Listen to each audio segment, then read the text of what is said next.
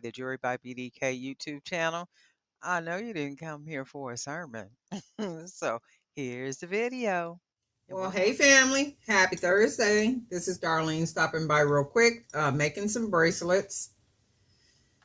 And you already know I'm making bracelets so I can take pictures. Not only take pictures, also to put product on the different websites. So, of course, it never ends.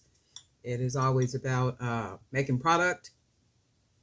Initially, too, let's talk about this. A couple of people have contacted me and said that they are new to making jewelry. So they're new to making jewelry. And the big question is, where can I sell my jewelry? And that's something that you, the individual, will have to figure out. I do know a lot of people will start off by going to different events, testing out the different events to see if they make sense for your brand or your product, and then just kind of go from there. So anytime you're going to events, you do want to build up your email list so that you can keep contact with the people. That is the sole purpose of going out. Look how pretty that looks so far. That is the sole purpose of going out to the different events, is to build awareness for your brand, or to build awareness for your collections, to build awareness, period. And then the thought should always be, if I'm not here, what happens after I leave here? How would I stay in contact with these people? How would I let these people know what it is that I have? How would I let these people know that I have new product? How would I let these people know that I have a new Instagram page, or I have a new Facebook page, or I have a new website and there's new items on my website? You have to get people's email address. You have to figure out a way to get people's email address if you're wanting to sell them something, or if you're wanting to keep in touch with them, to make any type of announcements, any type of reminders. If you're going to be at different events and say, hey, especially if you're in the same city or state, hey, I'm going to be at the 123 on May the 8th from 8 a.m. until 8 p.m. Hey, stop by. I got new product, all that good type of stuff. But you have to figure out ways in order to tap into people, to let people know what you have. And then I say this, and I say this quite a bit about COVID. COVID showed us something. COVID showed us that at any moment we can be shut down. And when we're shut down, how will your customers stay in contact with you, and how will you stay in contact with them, right? And then also keeping in mind that jewelry is an impulsive buy. That it is. I mean, it's like people not running to Walmart trying to find, like a beautiful piece of custom jewelry, not unless they have some type of event.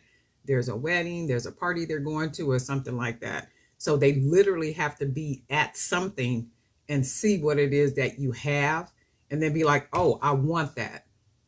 Impulsive buy, right? But just to go online and dig it around to find custom jewelry just because, they're not going to do that. It's almost like or out of the realms of, when you go online, you're looking for a comforter for your bed, or you go online and you're looking for a cover for your car. I mean, people do that type of stuff all the time, because those are things that are absolutely positively needed in many cases. But jewelry is not something that is absolutely positively needed. So it's like you got to literally kind of stay in people's face.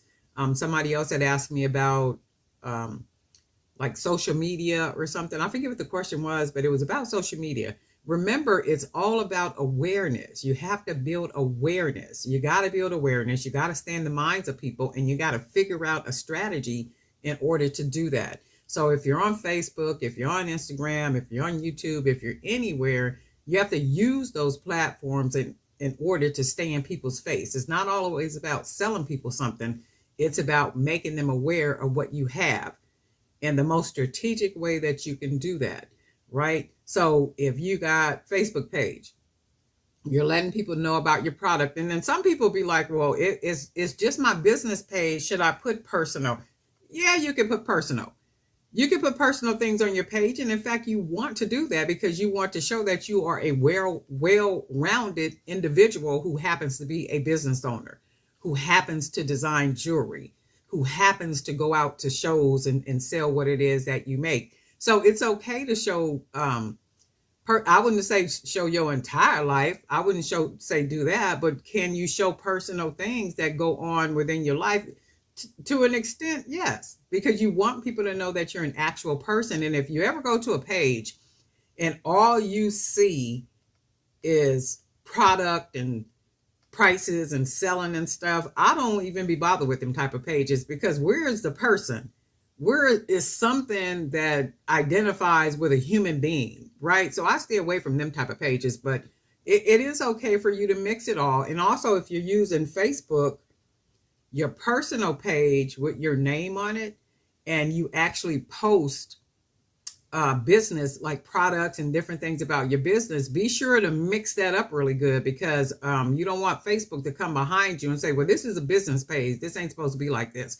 So on your personal page, when you do show business, like you're introducing your business or showing product or doing those type of things, you got to be really sly and careful about staying far away from presenting yourself as just a business on your personal page. That's why they allow you to have a business page, because a personal page and a business page are totally different. So on your personal page, when you do show product and you say things, and I wouldn't even add prices on there, because when you start adding prices on there, now you tapping into business, right?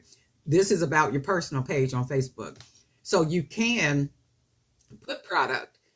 You can put a link to wherever your product is. You can say, if you write poems, if you like to do quotes, or if you like to do stuff like that, you could put that type of text on there, and then put a picture of whatever it is that you want to introduce or share that day, and then put a link that leads to wherever that product is so people can buy it. So stay away from putting prices on there, and just being a total business on your personal Facebook page, because they'll shut you down for that.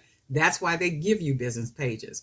That's why they give you personal page. So if you do put things on your personal page and you have product, you have to make sure it balances out with personal things. It's almost like when you go to dinner, and you can write a dinner off as a business dinner. Now, it's me, you, and 3 other people, and we buddy, and we friends, and we just having a girls' night out. That's not no business meeting. However, I can turn it into a business meeting. How? Because if I incorporate any little conversation about business, that has just become a business meeting, right? So now that can be written off as a business meeting. When you go back to your Facebook page, when you incorporate personal things, like you're out to brunch or lunch or whatever, and you take a picture and you're sharing, hey, this food was amazing, the restaurant was on top of the world, this was really good stuff, check them out. That becomes something personal on your personal page, right? So then you're also sharing pictures of your product, you're putting a link on there, you're doing those type of things, right? So you do have to be very careful. There's a very fine line. And how can I say that? Because in the very beginning stages, that happened to me. That's how I could tell you, you got to be careful about that. It can't be just a business page on your personal page. It can't be just business content on your personal page. That's why Facebook gives you business pages, right? And a lot of people don't know that, but if you can incorporate everything like personal, you showing family, you might be at a family event and you take one little picture. You don't have to do an album, just one picture.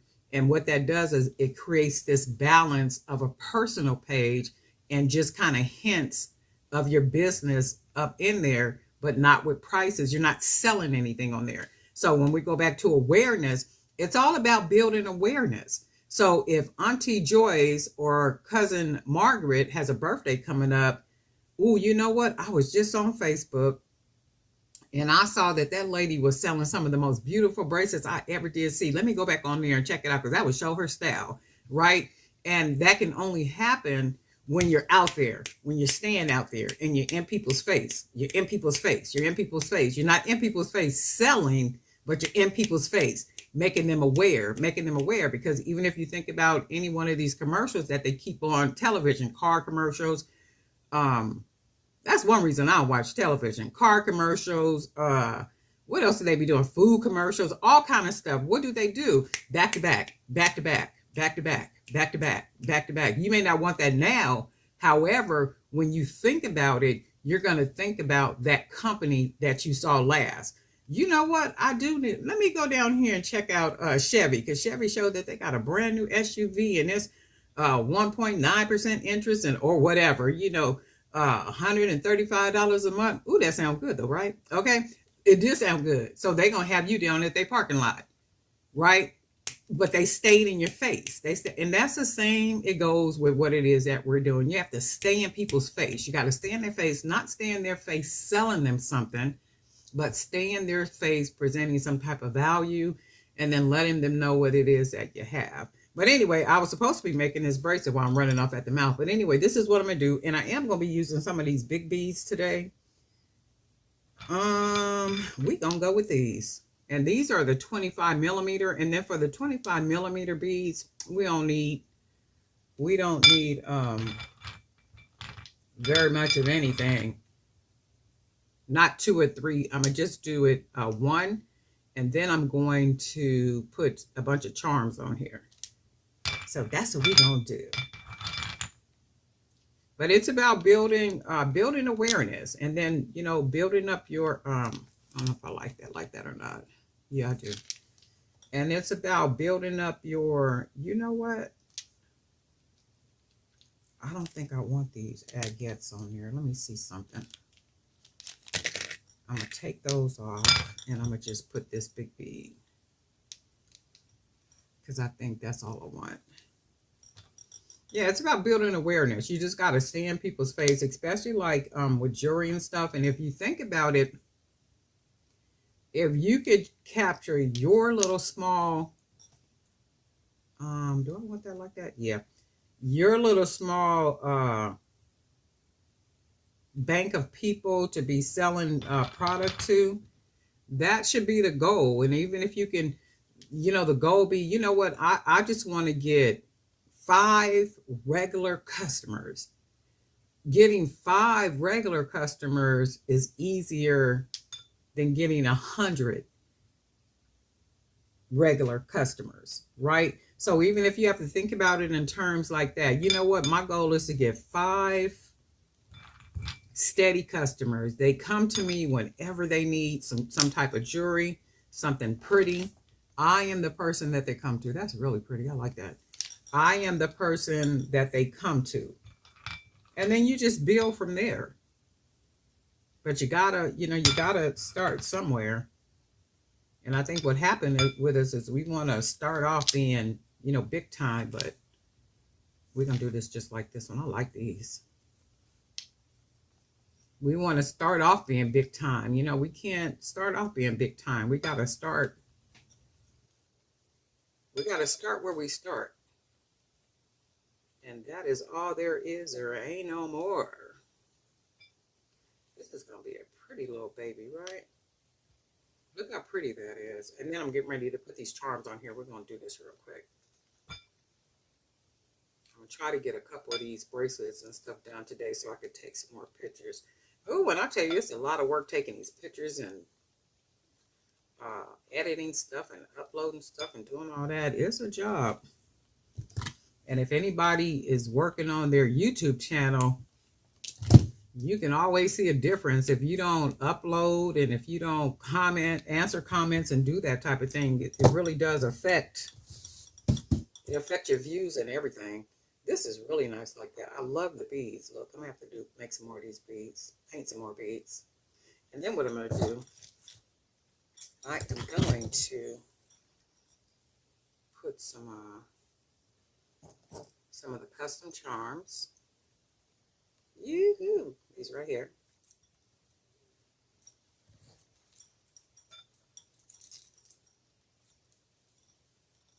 And I'll put these all the way around it and see what it come out looking like. And see, then I need to make some more of these bigger jump rings.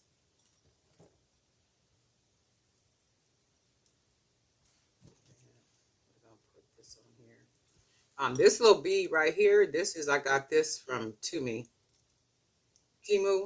Yeah, Timu. This little bead right here. I'll put a link down there too if you want to get any of these to make some charms. All right, so let's put this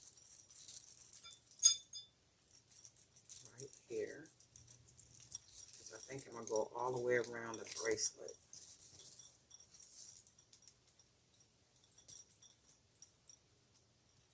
Those are nice and snug. And let's see.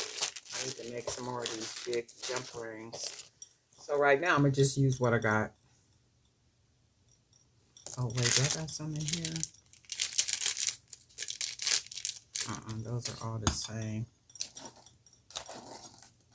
I don't have any over here either, so I do need to make some more of them big jump rings. Oh, you know what? Let's put one of these on, too.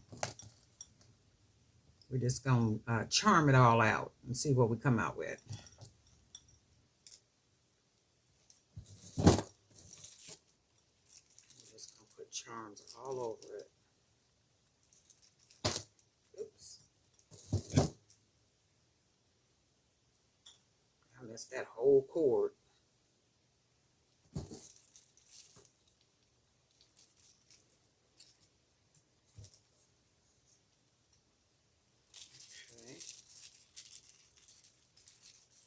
Then we're going to put a couple more here. Just make one nice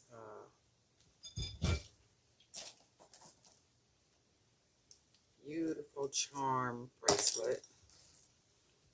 And I'm just dropping everything.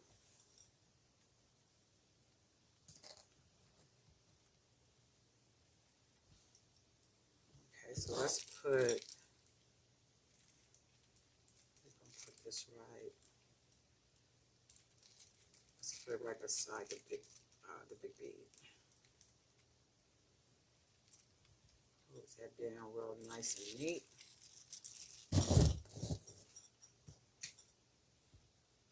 And then I got, oh, you know what? I got some right here too. Let me pour some of these jump rings out.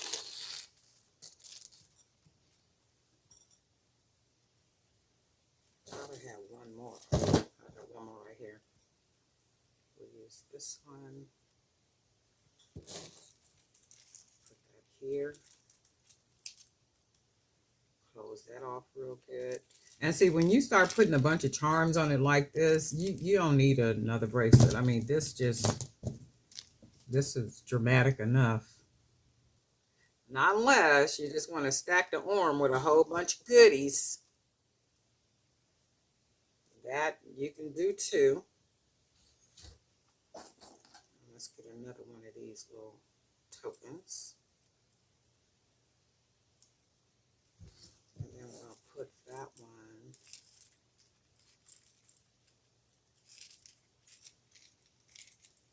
This will be the same right here. So we're going to put this one over here.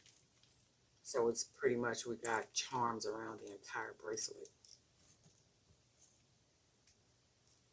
And then let's see what we got.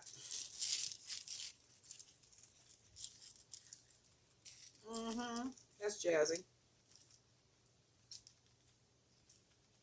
And see, that just gives you life all by itself. And I can see it filled with even more charms. Put a second bracelet on and see. Oh yeah, and see, I've been made this a whole set, and this is a single bracelet, but I'm gonna probably do these together. I like that with all the charms, and I'm gonna probably put more charms, some right here, here, here, and I do need to make a couple more, so I will make more charms and put them on here. But I really like the way this came out. So it's just a charm bracelet, just a bunch of charms on it.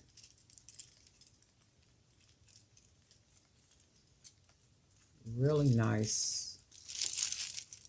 Everything matches really well. And these are 25 millimeter beads, hand painted. And see, this is jazzy just by itself. You really don't need a whole lot. If you want to put something extra on, you can. You know, just to give it a little bit more flair. However, it does well by itself with all the charms on it. But anyway, darling night for Jewelry by BDK. We got a lot of new subscribers. Wanted to thank you for hanging out here in the Jewelry by BDK YouTube channel, for hitting the subscribe button, also for hitting that bell so you'll be notified each time I upload a video. Also for your comments, for your words of support. all that good stuff for your emails. And if you wanted to be added to my email list, you could always email me at jewelrybybdk@gmail.com, jewelrybybdk@gmail.com, and I'll add you to my email list. That means that you'll get reminders, notices, emails about new product, like maybe ebooks and all kind of good stuff. Okay, so it is a marketing email. So just keep in mind, if you email me at jewelrybybdk@gmail.com and say, hey, add me to your email list, just remember that email list is going to be for marketing purposes. So just be aware of that. I want to thank you, and guess what? We'll talk.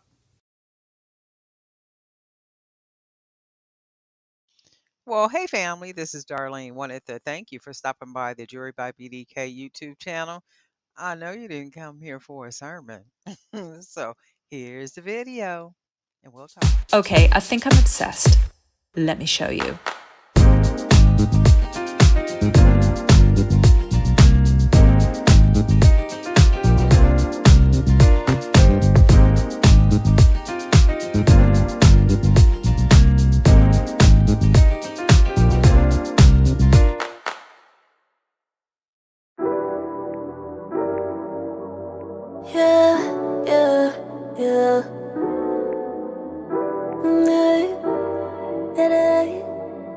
Pick a place on the way. Where you wanna go, go, go, go, go. Where you wanna go, go, go, go, go. Where you wanna go, go, go, go, go. Where you wanna go, go, go, go. Boy, it's up to you. Tonight, make the reservation. I need a vacation with you. Tonight, my inspiration. Good morning with a beach view. It's overdue. Who say that, my dear? Pink colada with the beer, yeah. Crystal clear water exterior. Flashing lights, traffic lights, red. Speed it up and then inside your head. Yellow mellow, speed it up ahead. Yeah, green car. Drop the pen and I'll be there. Where you wanna go, go, go, go, go. Where you wanna go, go, go, go, go. Where you wanna go, go, go, go, go. Where you wanna go, go, go, go. Boy, it's up to you. Tonight, make the reservation. I need a vacation with you. Tonight, my inspiration. All that stress you got release. Just breathe, better yet, just picture me. Set to see right by the sea. If you open up your mind, you'll see that rainbow on the particle. You're a lucky soul, focus close. I'm in a 2-seat in a 2-piece. Jet please to the jet skis. A massage on the beach with the palm trees. Tell me, love on me. Where you wanna go, go, go, go, go. Where you wanna go, go, go, go, go. Where you wanna go, go, go, go, go. Where you wanna go, go, go, go. Boy, it's up to you. Tonight, make the reservation. I need a vacation with you. Tonight, my inspiration.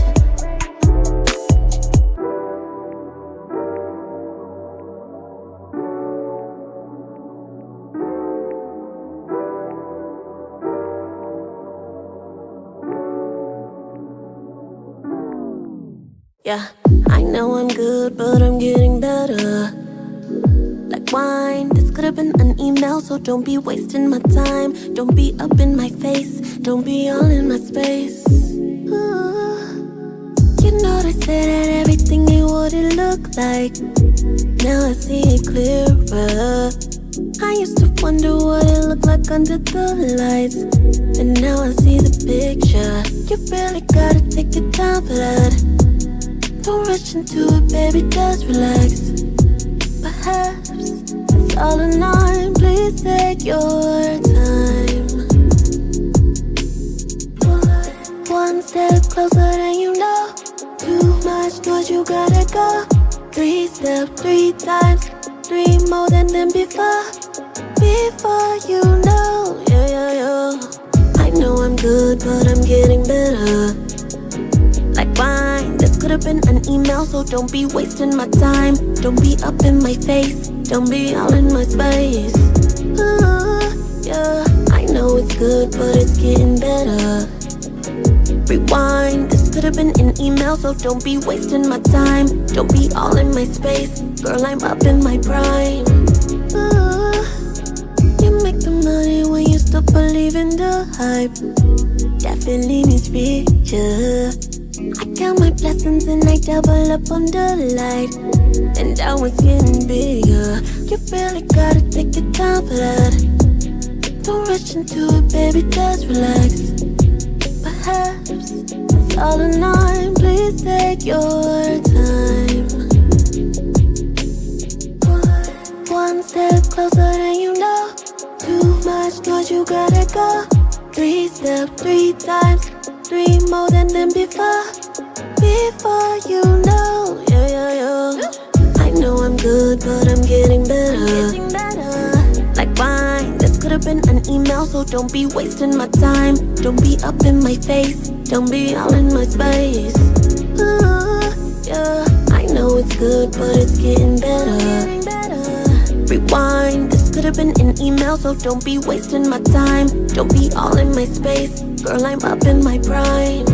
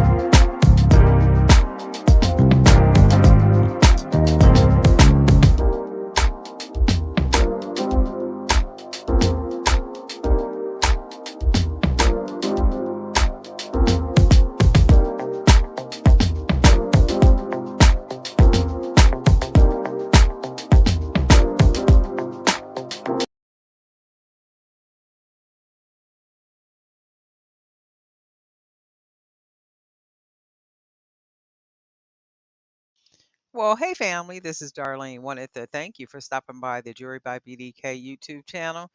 I know you didn't come here for a sermon. So here's the video, and we'll talk. Well, hey family, this is Darlene. I'm sitting here working on bracelets and I finished this one already. I really like the way this look. I like coconut chips. I got a bunch of coconut chips around here. I haven't really been working with them, but I do like the way they look when a piece is finished. So this is one of the bracelets, and I'm going to go ahead and make a companion bracelet for this one. So this has some of the hand painted beads that I painted, and then we got some coconut chips and some wood beads on here, and then a couple of those glass beads that I got at Hobby Lobby. And then this is what it comes out looking like. Really pretty. And you can see, it can be worn by itself, or it can be partnered with another beautiful bracelet. 1, 2, 3, however somebody wants to wear them. But I like the way it came out. I really, really like this. Just very different. So I'm gonna go ahead and make a little companion piece to it. Not something really, I don't think I'm gonna make another big piece. I think I'm gonna make another a smaller bracelet, something not as big as this one. So we're gonna go ahead and use some of these beads we got spread it out here on the table. I hope everybody is doing well. It is already Thursday, right? I got up this morning to do a Bible lesson. So I had said to myself, I said, well, all this week I'm going to, because I do studies and stuff all the time, and I like to read and do all that kind of stuff. But my goal this week was, I said, okay, well, I'm going to use some of these wood beads. I said, my goal is to get in at least 3 or 4 really good, solid studies, Bible studies, right? So I did pretty good. I got 2 in. And then today is Thursday, so I got 1 day left in this week. So I'm like, okay, well, I'm going to try my best when I get up, because I usually get up really early in the morning. So I'm thinking, if God says the same, I will get up in the morning and, do another lesson. And I generally be sharing the lessons on my Facebook page. I'm going to use these little small beads too, because they look like they'll match good. I generally would use, I would generally post what I've studied on my Facebook page. So if you're my friend on Facebook, you probably get an idea about what I generally be posting. And I posted, so somebody else may be interested in something that I'm posting, right? So I put it on there just in case somebody else is curious about some things and they may not be getting the answers, or, maybe not have a thorough understanding about some things. But this is what this looks like so far. And then I'm going to go ahead and put, I think I'm going to use a lot of these seed beads, which I have a lot of. And I love to do studies, like really deep Bible studies where, most people don't go deep. Even in Bible classes, they kind of cover the surface. They don't go really, really deep into the word and like really dissect it and try to figure things out. And my whole thing is numbers. When you read through the Bible, 1 out of 5 verses references a number of some kind, right? So my thing is, okay, well, what do those numbers mean? And when you start going through the scripture, you start learning, numbers are really significant and symbolic when it comes to that. So I'll be digging deep. I'll be trying to figure things out. But anyway, this is what this looks like so far. I don't want this to be a really big bracelet. I just wanted a nice small one that can be the companion to this bracelet. So we're going to see how this turn out. If it don't come out like what I wanted to come out, guess what? We will take the beads off and we will try again, right? So we're just going to use a lot of these seed beads because I have a lot of them.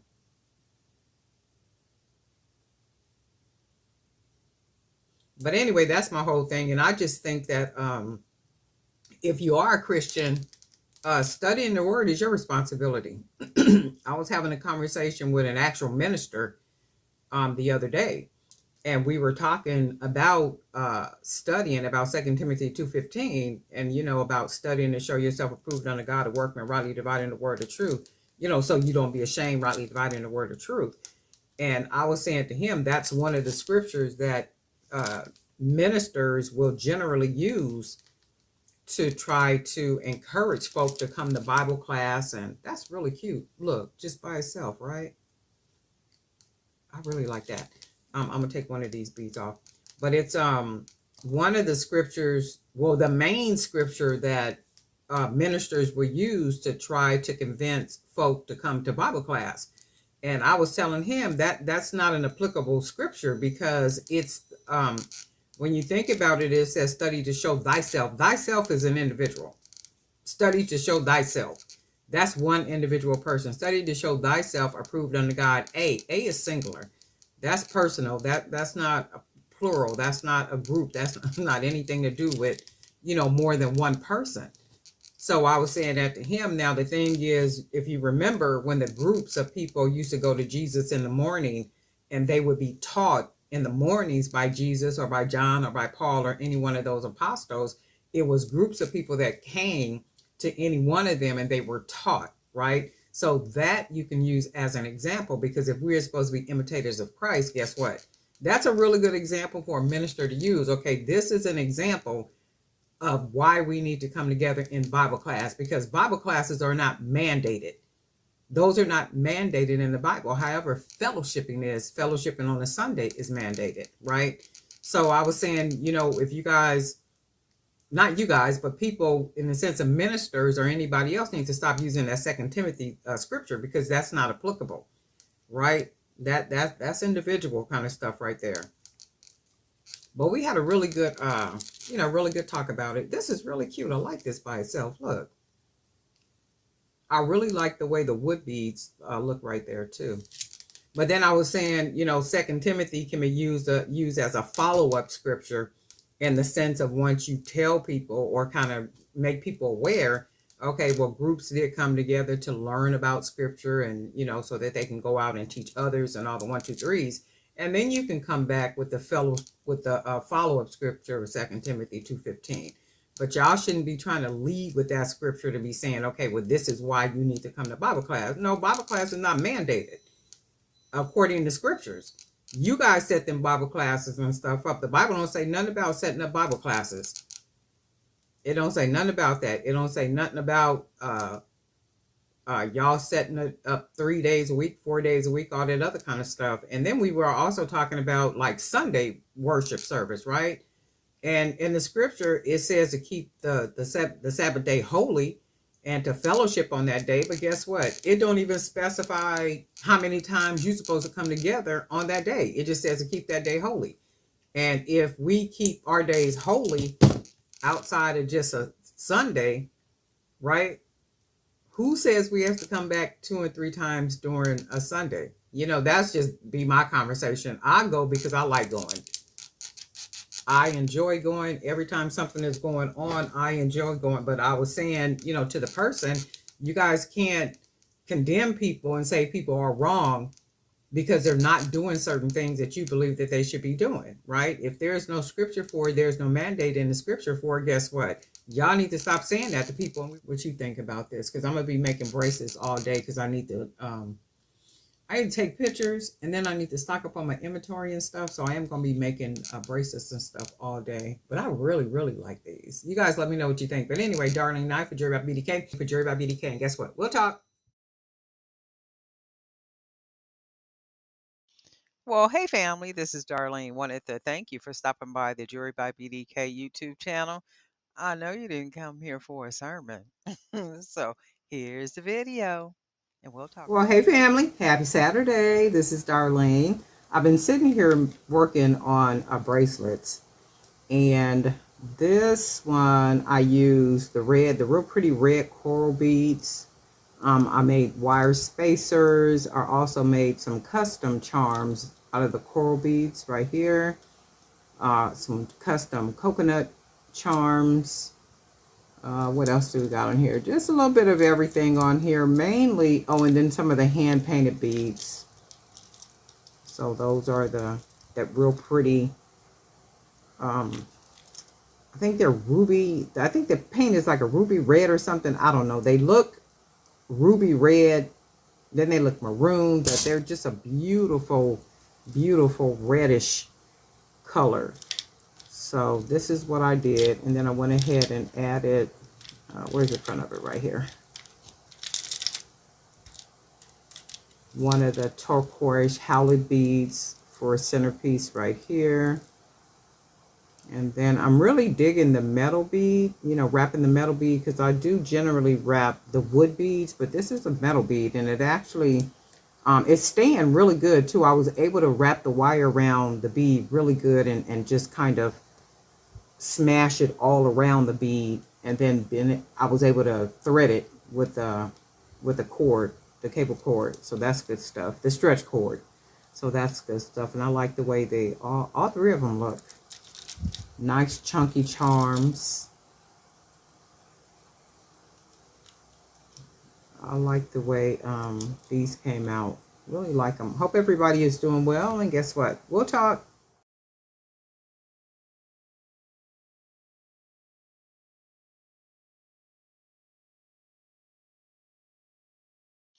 Well, hey family, this is Darlene. Wanted to thank you for stopping by the Jewelry by BDK YouTube channel. I know you didn't come here for a sermon. So Here's the video, and we'll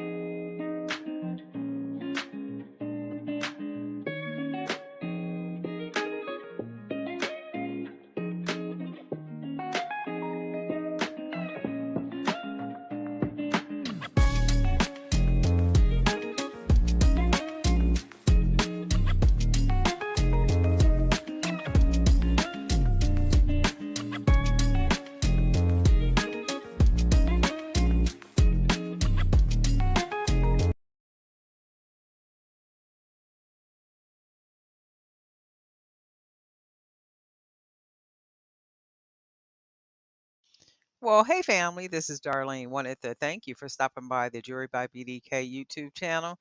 I know you didn't come here for a sermon. So here's the video, and we'll talk. Well, hey family, happy Wednesday. This is Darlene stopping by real quick. I've been sitting here making some bracelets using these howlet turquoise beads that I have. I have a lot of them. So I have a lot here on the table. I got a bunch of them back here in a bag, and I just figured I would go ahead and use them. I think sometimes I get a little selfish and I don't want to use the beads. So I'll be like, okay, I'm not going to use those yet. But then I'm like, okay, Darlene, why are you holding on to the beads? Go ahead and just use the beads up. In addition to that, I sold 2 bracelet stacks today that were the turquoise howlet. And they do sell really good, especially when I mix these beads with brown. Brown and turquoise, the color turquoise, or, turquoise itself, the real turquoise, or even the howlet turquoise, this color mixed with browns, they sell really well. They sell fast. They sell good. So I went ahead and made this stack here, and I am going to make a couple more stacks later on tonight in between working on other projects and stuff. So again, I am working on workbooks. There is a free digital promotional magazine on the jewelrybybdk.com website. I am going to put the website address here. You're welcome to go over to the website. Go to digital products, and you can click on the free download for the magazine. In addition to that, I'm going to be adding free journals, planners, maybe a couple of workbooks that would be like maybe 10 pages or something. So just kind of bounce over there as often as you want to, because I am going to be uploading digital products. And my whole thing is always self-development. It's self-development, self-betterment, just trying to do the best that I can to be the best person that I can be on this time side of life. And the workbooks will be spiritually motivated. So not in the sense where, there's sermons and over religious and all that other kind of stuff. It's not that. It's just, some really good sections in those workbooks, and the ones that are free and the ones that are cost. So the workbooks are going to be anywhere from $1 up to $5. Wait, $1, $5, $8. So different sections in there, different goal setting, planning, just a lot of good stuff, just to provoke thought and all that good stuff. And the workbooks are things that I do all the time. And I like going, I think I mentioned that on videos before. I love a good workshop. I love going to a good workshop that's self-development. That might be business. It might have something to do with just overall life. I really do love those type of things. I'm a journaler. So I do journal all the time. I'm always writing something every day, all the time. I'm also a goal setter. I'm real good for writing down goals and then, keeping task lists and all that kind of stuff. And then backtracking at the end of the week and saying, okay, well, what did I get done?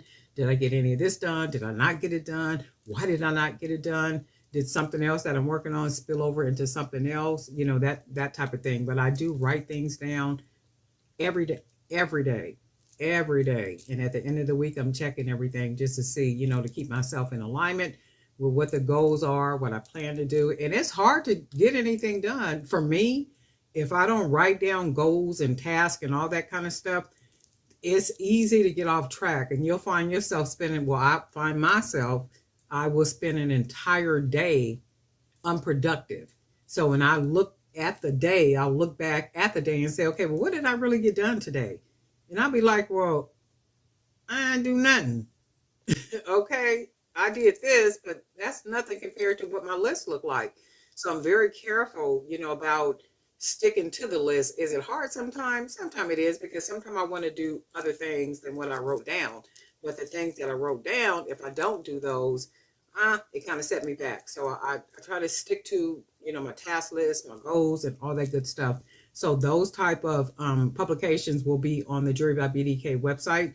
Some will be free. Some will cost $1. Some will cost $5. Some will cost $8. Just some good stuff. And also, Just about anything that I make on YouTube, you'll find on the website. If it's not on the website yet, it will be there. Also keeping in mind that I post on a couple other websites where I sell the jewelry too. So sometimes I won't put it on the actual Jewelry by BDK website. I'll put it on wholesale website and then 2 other websites that I sell on. So sometimes they'll never make it to the Jewelry by BDK website. But anyway, these are the 5 bracelets that I made. And these are going, and these little beads right here, these color beads I bought on Amazon. I'm kind of using these for a little bit of everything. I like the way they look as charms. So I made a bunch of charms because I am going to be using these. I really do love the way they look bunched up like that. So I do like that. And then we did a coconut chip custom charm. So then we got, just little charms up here, the heart, and what else we got up here? Just some stuff. We put a couple of charms, not a whole lot. And then I went ahead and used these beads that I actually love that I got from Michael's, the black and white plaid. I really like these, and I think everything matches really well. And I did take them all the way around, so I even like the way the back of the bracelets look too. So really, really good.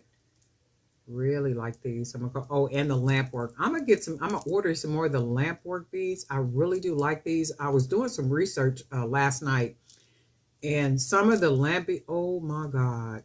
I wish I knew how to make lamp beads. I'm like, oh my God, the designs on them are amazing. The ones that I saw, and I'm like, wow, they're a little costly, but they're pretty as heck too. So there's no way I would buy a whole strand of the bracelet, I mean, not bracelets, but the lamp work beads that I saw, and then use all those beads on one bracelet. You'd have to charge an arm and a leg for that. I mean, I would use those beads very sparingly, like I am doing with these right here too. These lamp work beads.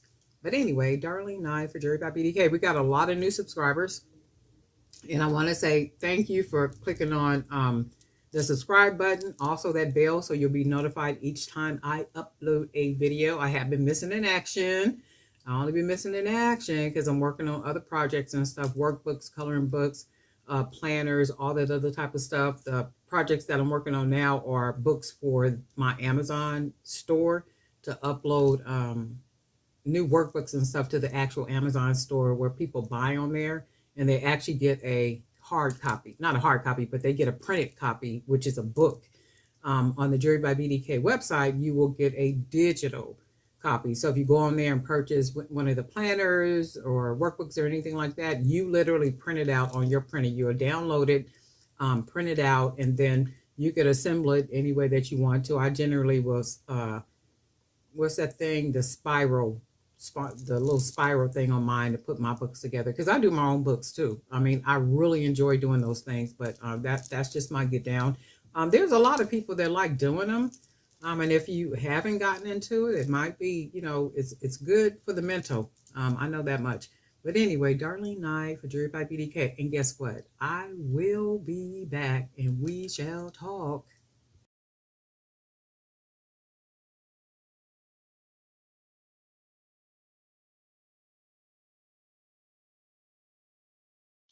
Well, hey family, this is Darlene. Wanted to thank you for stopping by the Jewelry by BDK YouTube channel. I know you didn't come here for a sermon. So here's the video, and we'll talk soon. Well, hey family, happy Monday. This is Darlene stopping by real quick. The next couple of videos are going to be videos where the product is already done. Only because I'm training people at my job, so it's not allowing for a whole lot of extra time to be doing anything.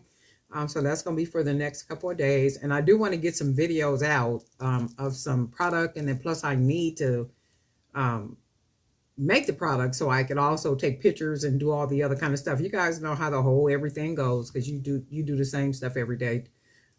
So you pretty much know what I'm talking about. But however, I don't really be working with pink a lot, but I really do like the way this pink turned out. And the motivation for pink was because of this ceramic bead right here. This one I got at, I think I got it at Michael's, and it was like 5 or 6 of them.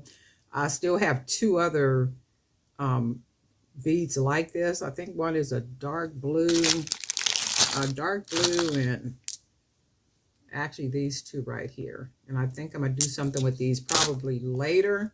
So I figured since it was a big pink bead, I would just go ahead and kind of work around the bead. You can see my fingernails all messy. I didn't even have time to do my own nails. But anyway, this is what I have for today. And I will be back later on. I might be able to jump on camera later on and spend a little bit more time and just making the product on camera. But for right now, this is all there is. There ain't no more. Hope everybody is having a really good day. I hope you had a real busy and enjoyable weekend. And guess what? I'll be back and we'll talk.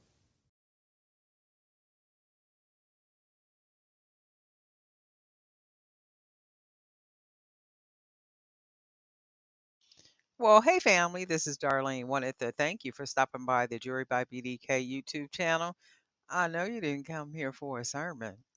So here's the video, and we'll talk soon. Well, hey family, happy Thursday, happy Friday Eve, happy Friday, okay? Because I am truly looking forward to Friday. It has been a busy, woo, and crazy kind of week. It's been a fast week, but it's been a crazy kind of week. It's been extremely busy. But anyway, got some time in.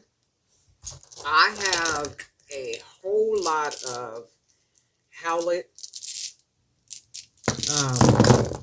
turquoise beads. So I figured I would just go ahead and mix some brown beads and some silver beads with these turquoise beads to see what I come out with. And this is what I came out with, a 5-piece. So I really like the way it came out. And if you see here, I had a piece of leather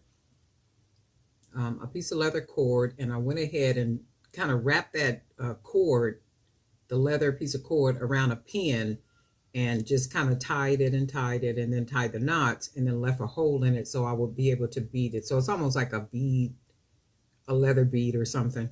So I was able to do that instead of wrapping it around the stretch cord and then tying it. I just went ahead and tied it around a pin, regular pin, and did it that way. I figured it would be easier for me to bead it that way.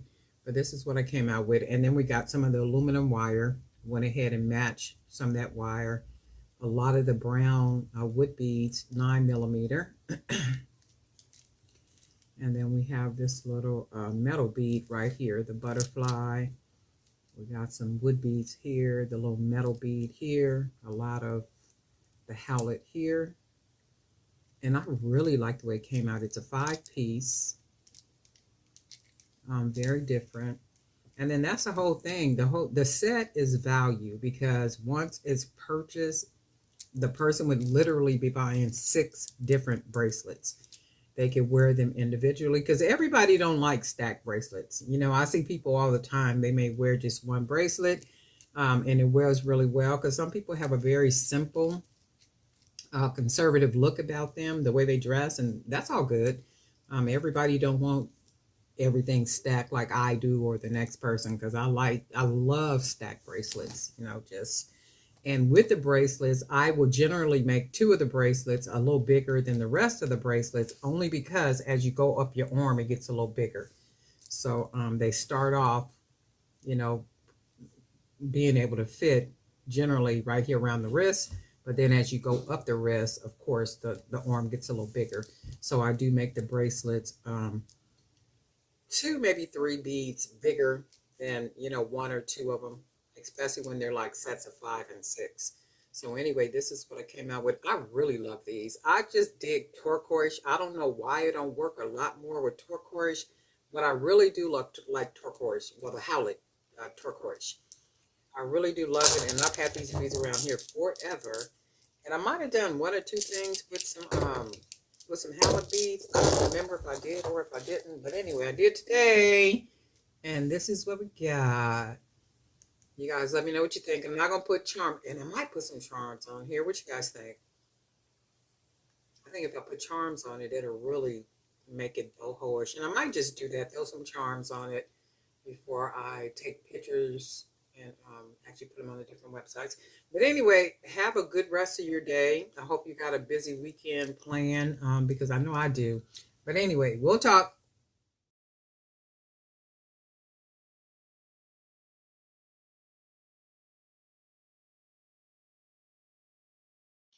Well, hey family, this is Darlene. Wanted to thank you for stopping by the Jewelry by BDK YouTube channel.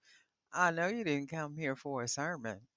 So here's the video, and we'll talk. Well, hey family, happy Monday. This is Darlene. I made some bracelets earlier, but I didn't record those. However, I made these to take pictures and then put these on a couple of websites, Poshmark being one of them. And I used some of the beads that I got today from Hobby Lobby, which is these beads right here. This color, this one. Let's see what else. These right here. One thing about them, and these right here, you got to be careful how you match them. You know, like the beads that you match them, because they can come out easily looking like kitty bracelets if you don't know how to marry the beads together. So like with this one, you can see I used the Hobby Lobby beads right here, and I think that was it. So when you look at it, this can easily come out looking like a kitty bracelet had I not, you know, kind of added some adult looking things to, you know, to the bracelet. So that's one thing about the beads. Maybe because they're coated like they're coated, I don't know, but I really like the way these beads came out. The bracelets came out. And then this one, you can see I use some of today's beads right here on this side. So this turquoise color. And then the rest of them are beads I already had. So I really do. I like them, you know, as long as that's like this one. This one can almost be like a kitty bracelet, because I put the evil eyes, which are plastic, and then I put these vinyl beads, and then you can see it almost can be a kitty bracelet. So if this bracelet was not going to be matched, you know, with some more adult-like bracelets, it could be like a kitty bracelet. And then you got this one here. And then we got this bracelet. So this bracelet, I use majority of those beads. I think all of these are. Yeah, I think all of these are, except these white beads. So you can see. They still came out really nice though. I like the way they came out. And also this one is majority those beads I got today. So they match well, as long as, you know, you're matching them with, you know, what appears to be adult type. This is real boho. Look at that. I'm just so in love with these, all the charms and everything. Really, really nice. And this is a 6-piece set. The other one's already made. Those are ones, those other 2 sets are custom sets, and generally I don't videotape the customs. You know, those are for those people. So I did make these here, and I really like the way they look too. Not bad at all for $6.99 beads. Not bad at all. I really like them. But Darlene Knight for Jewelry By BDK, and we'll talk.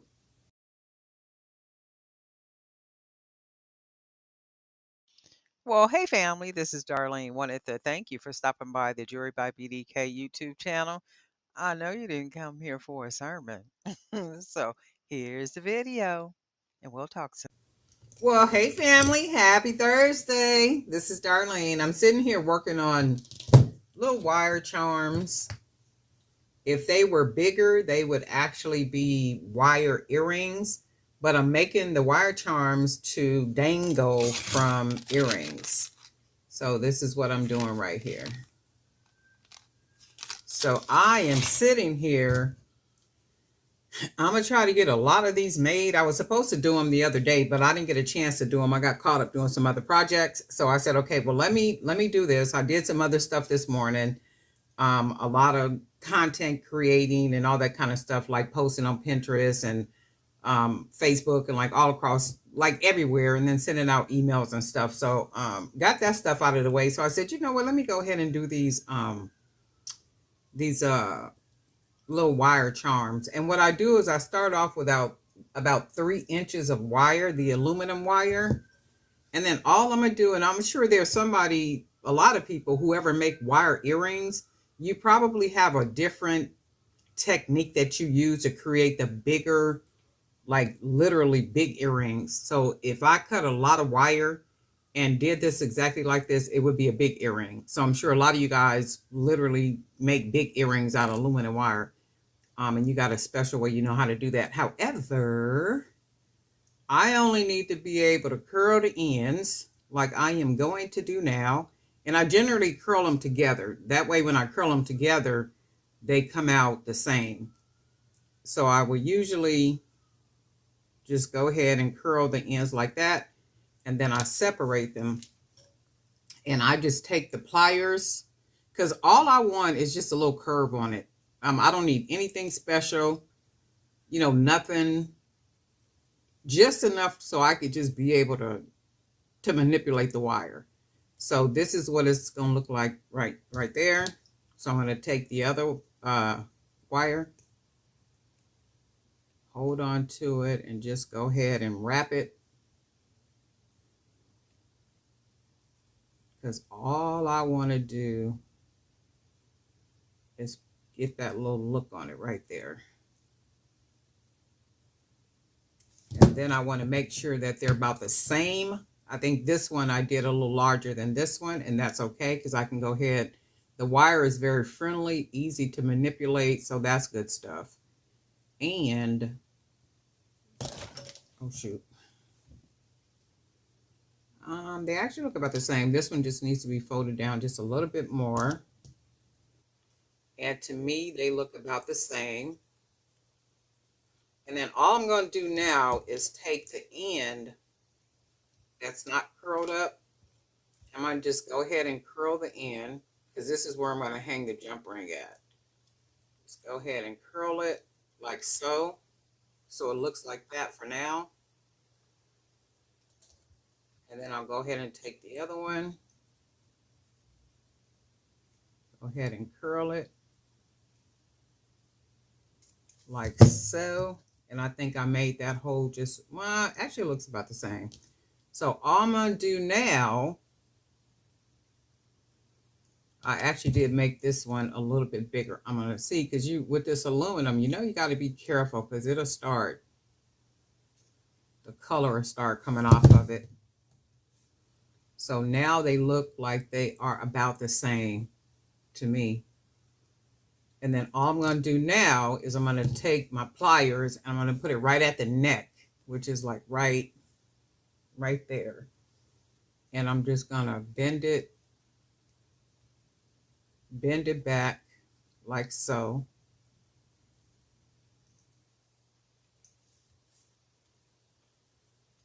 And that's all I want to do to it. And then I'm going to take the other one. I'm going to take it and bend it at the neck like so. And then I'll come out with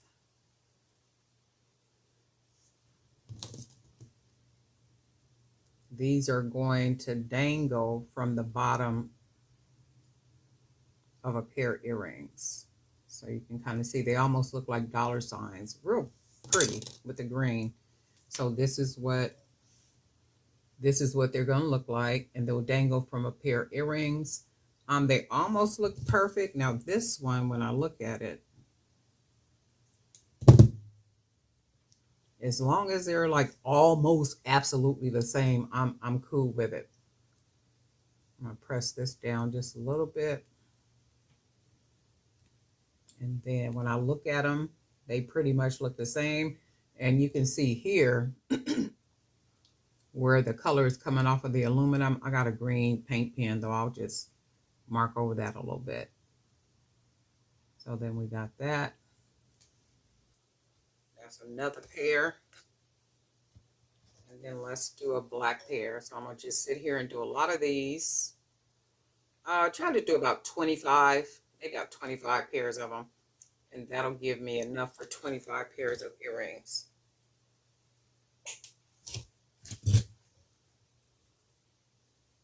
So all I'm going to do, keep them together. You can see both pieces of wire. And I'm going to just take the ends, roll them together, close it off. Then that way they're the exact same size. And then all I want to do is roll them.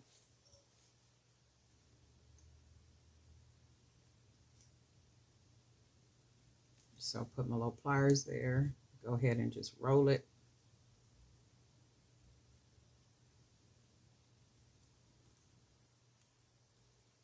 Like so. And it comes out looking like that. So I'm going to do the other one. Real simple and easy to do, especially if you guys make wire earrings. You just pretty much already know how simple this is. Not a whole lot to it. You can actually just do it with your hands because the wire is so easy to work with.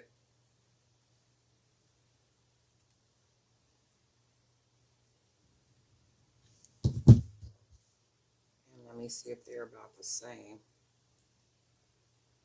They're about the same. So all I'm going to do now is roll up the end right here.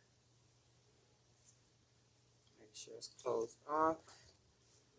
Roll off the other end, just close it off about right here. Just go ahead and close it. And then I want to look at them and make sure they're about the same size. And they are, to me, almost exact. And then these, I think I'm going to leave them like this. I'm going to close them down a little bit closer. And then maybe, let's do, take it right here and then maybe fold it up like that. Like maybe. That's still about the same, but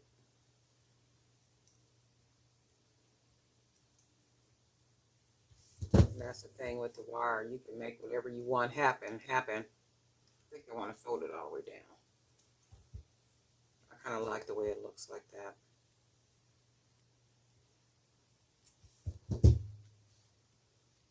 And then this is what we got. So I am making a lot of these. So this is the black ones. Let's do a purple. So it's 3 inches of aluminum wire.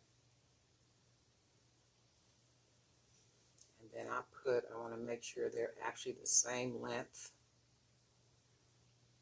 I try to get them the same length as possible.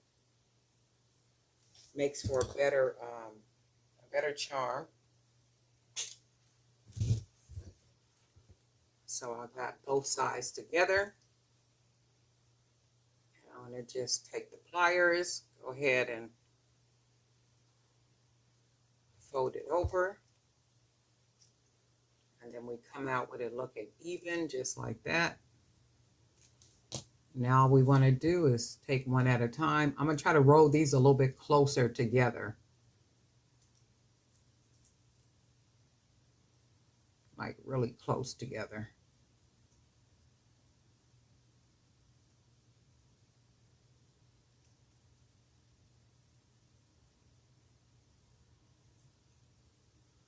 To where it looks more like that.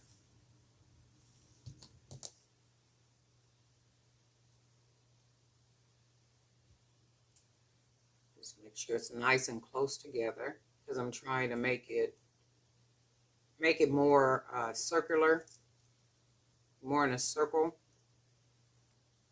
kind of tight together.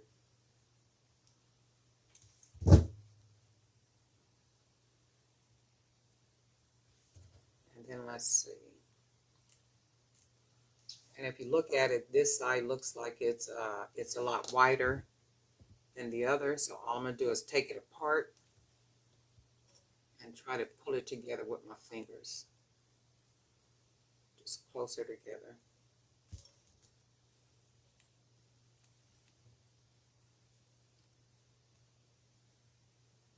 This one still looks like it's a little bigger, so this is what I'm gonna do. Go ahead, so that only means right here where I started it is not tightly closed. And that is what I want.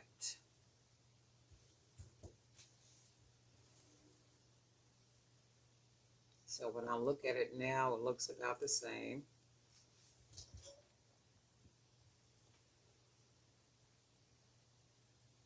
And then what I'm going to do now, I'm going to go ahead and fold the end of it. And of course, this is what we come out with. So I'm just doing a lot of these. Just go ahead and roll it. And then this is what they look like. And of course, I'm going to go ahead and fold it at the neck. Just, actually, let me see something. I might be able to just do it just like this because I did it closer. So what I'm going to do is just close it down.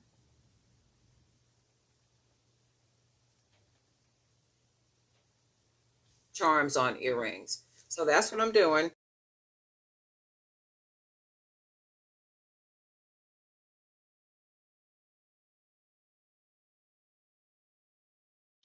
Well, hey family, this is Darlene. Wanted to thank you for stopping by the Jewelry by BDK YouTube channel.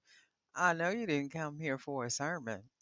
So here's the video, and we'll talk soon. Well, hey family, this is Darlene. Happy Friday again. I'm still working on bracelets. I have not neglected my commitment to doing the link necklaces. I am still working on the link necklaces. I'm just kind of taking an intermission, and then working on some bracelets. Just got a feeling for to make bracelets, and then plus I'm populating the website with a lot more product because I'm a little something I'm gonna be doing in the upcoming months. So I want to make sure that the website is populated with a lot of new products. So that's what I was doing, working on some bracelets. So I'm gonna go ahead and use one of these beads as a focal point, and then see what it comes out looking like. See what it looking like. See what we can come up with. Something different, something pretty. That's what we're going for. Something different, something pretty. And then I found these beads right here. I haven't had these beads a really long time, and I only found 2 of them.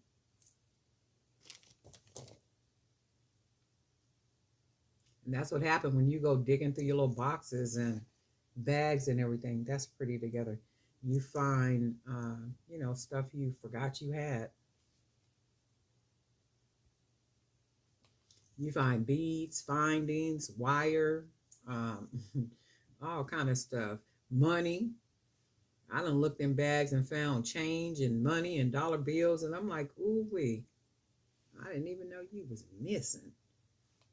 Let's try another one of these beads just to make the little focal part as pretty as we can get it. So we're going to do it like this, and then what we're going to do is we're going to use some of these brown, a couple of these brown beads.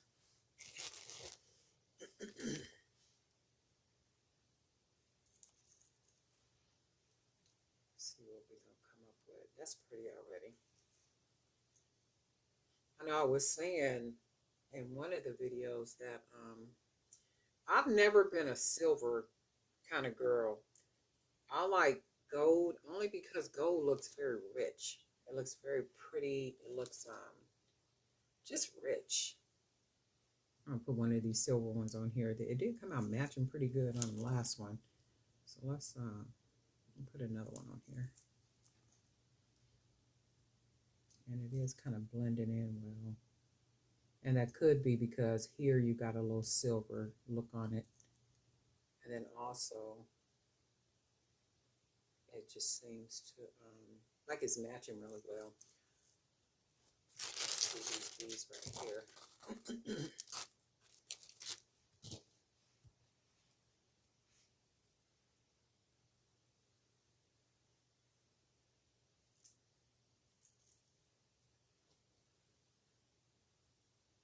And then that's what makes your pieces very different, very unique. It's the beads. You know, you gotta. I like the way it looks with the flat beads, but I like it. Let me see. I'm gonna go ahead and keep it on here. Keep that what it looks like, and I'm gonna just keep on beading it and then see what it looks like.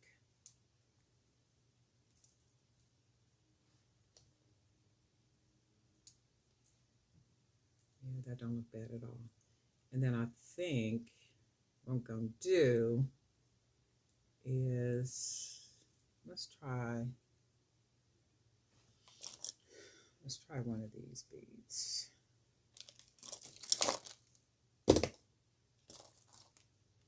See if these look pretty on here. If not, guess what? We'll take it right on off. No biggie, no biggie. Unlike the lady, I was watching her video, I think it was yesterday. That woman had did all kind of wire wrapping and beading, and I mean, it was the most beautiful piece you ever did see. But she missed a step by adding a certain bead, and it didn't match the other side. So she was looking, and she said, "Oh my God!" By the time she was finished with the piece, she was like, "Oh my God, I missed a bead." And then she was saying, "Now I'm not sure if I'm gonna take it apart or if I'm gonna just go ahead and leave it like this." But she was saying that she's a perfectionist, so chances are she's gonna take it apart and and make it right. And I was thinking to myself, she's more than likely gonna take it apart and and beat it like it's supposed to be beaded, because anytime you just got a heart for what it is that you're doing, you just can't leave it like that. It's like, dang, I got to take this all the way apart. I got to redo it. I got to do this. But, you do it because you want it right.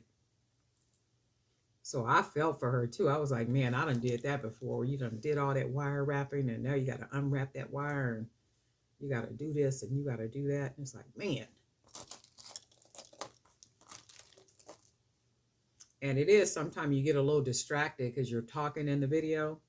And then as you're talking, you're just beading, and you're really not as focused as you should be, because you're talking. And if I tell you these holes look like they're getting smaller and smaller, please believe me. Or maybe I just need another pair of glasses.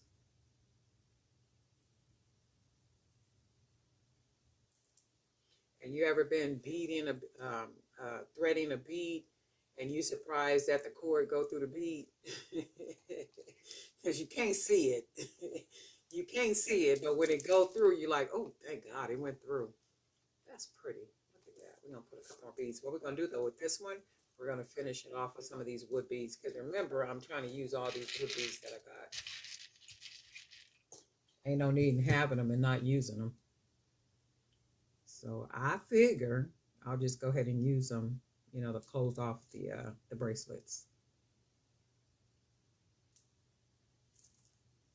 I used to watch a lady's channel. She used to do some, she used to decorate flip-flops. And when she decorate the flip-flops, they would all be different, but she used the same technique every time she made flip-flops, and some of them were exactly the same because she had a little shop.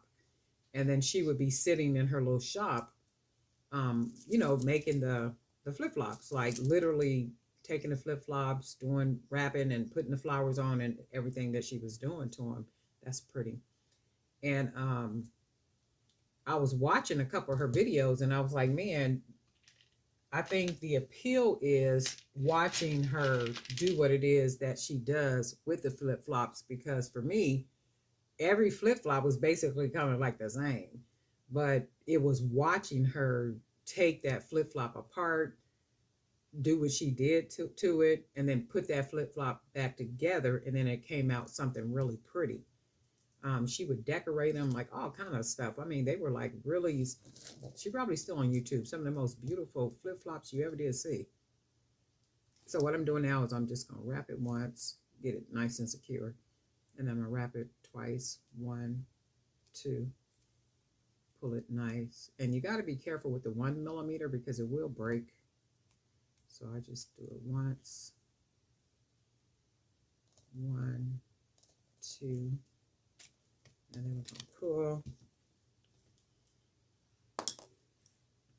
I got invited to go out to eat tonight, but I don't want to go, and I don't want to go because people are sick everywhere. Um, the busyness of everything, it's still cold to me. I just don't want to go out. You know what I mean? So I'm gonna hang out, do a whole bunch of creating, get my mind right, finish my not finish, but and concentrate on my what I'm doing with my scripture fast. Because I am trusting God for some stuff. And many times I will say, this is beautiful. It's about the beads. It's like when you mix them beads in together, it's something about that mixture has to be perfect. And a lot of times the mixture of beads, they're not perfect. Because I could see some designs sometime where people will make, they'll make some things. And it's like if the beads don't match, that's what makes the piece. The beads have to match. The findings, whatever it is that you're using to create that piece, have to really match every pattern. This is really pretty. These match really well. Makes it look very rich. And that's what we want. We want it to look, oh, I got another one right here. One I made previously. So when you look at those together, that's an amazing couple of bracelets together. And then even if you had a gold bangle, a couple of gold bangles, or even some gold chains that had some little charms on them, the whole wrist would just be banging. That's pretty. Or you can just wear it by itself. It stands out by itself too. Especially if your nails are done. And then if a woman wears like maybe a ring or two, you could even do it to where the ring just, stops on the finger somewhere. It don't have to be the whole, it don't even have to be the whole, down all the way on your finger. It could just be, that would really make the, and then if a woman's nails was pretty, like how they have their real fancy type nails done and stuff, your nails all done, got beautiful rings on, even if they're gold rings or whatever type of rings that you wear, even halfway on the finger is even nice. It does not have to be all the way down. I've even seen people wear thumb rings, and they could be all the way down if you wanted it to be all the way down, or it can just be part of the way on the hand. So you could imagine how that would look. Got a nice little outfit on. Oh, let me try something else. I'll put both of these on.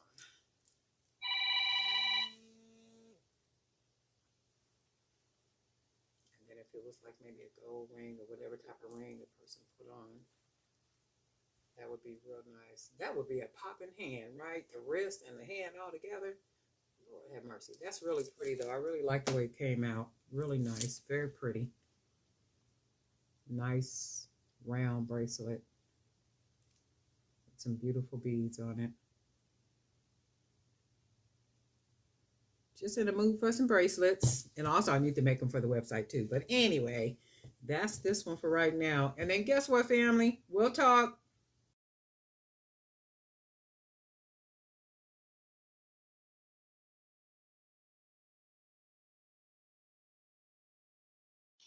Well, hey family, this is Darlene. Wanted to thank you for stopping by the Jewelry by BDK YouTube channel. I know you didn't come here for a sermon. So Here's the video, and we'll talk soon. Well, hey family, happy Tuesday. This is Darlene. I am sitting here working on some more jewelry. I was working on another project real quick, but I just have an itch to work on some jewelry. So these are the little wood pieces that I bought the other day, and I think I got these from Hobby Lobby. And I was going to glue something on the top, but I changed my mind. And I got the idea to glue a pendant or something on top of here from Tamala. Tamala's channel is a beautiful you, I believe. But she's real good about taking pieces and then gluing pendants and different things on tops to create this really amazing focal pieces, right? I was gonna try to do that, but I was like, these are kind of small. So I was like, I'll just go ahead and paint them, and then I'll do something, just really jazzy with them, like make bracelet or something like such. But this is what I ended up doing. Nothing too crazy, because I don't draw or anything. I just was messing around with the paint pens, and that's what I used on here, paint pens. And then I went ahead and put a little Mod Podge on here, and then put paint on it again, and then Mod Podged it again. And that's all there is. There ain't no more. So for me, what I'm going to do is I will wear the first bracelet and see how the bracelet holds up. And if the bracelet holds up really well with the paint and the Mod Podge and all that stuff, then I'll make more like this. I think these are going to come out like really artistic and just kind of real vibrant and colorful and all that good stuff. Very unique and different is what I'm going for. And I am going to be using some 1.5 millimeter cord. And we're just going to go ahead and get started. We're going to start with the love bead. And I'm going to just put beads on here. I'm no particular rhyme or reason for the beading. I'm just going to bead. I'm going to just bead. That's all I'm going to do. I'm going to just bead. And we're going to see how this turns out. We're just going to use some random beads that we got sitting up here. Big beads, little beads. And I am going to be using some of the hand-painted beads. We're just going to do something real wicked and just see what we come up with. We're going to throw some flat beads on here. We're going to throw some stripe beads on here. And that's all we're going to do. We're just going to try to make it work and see what we come out with. If it comes out, something lovely, that's jazzy. And then we're gonna throw another big bead on here. I got another one of these. We're just gonna do different size beads. This little bead right here, we're gonna put this one on here. And we're just gonna look at what we're gonna get, because we are gonna be using a couple of these painted beads.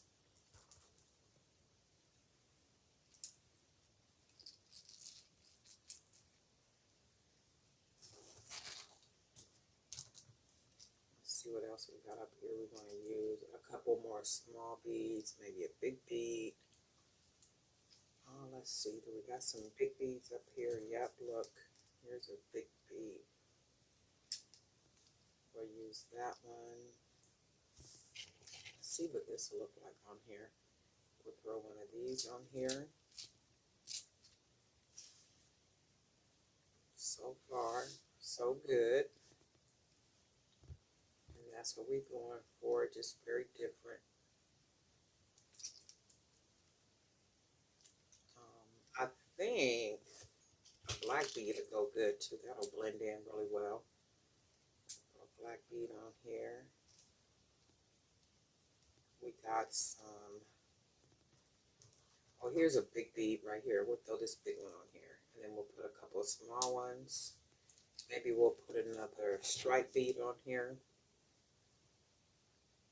Do that, and then we'll grab one of these too. How about the green? We'll take the green, we'll put the green on here, and then let's see what we got. Whatever we got, we want it to be very different and unique. So we might have to take one of the beads off. So that's what we got. And then let me see something. I think right here, I'm going to put some smaller beads, like right here. So that that little small round bead, the small round bead, probably needs to go right there. So let me see something. Oops.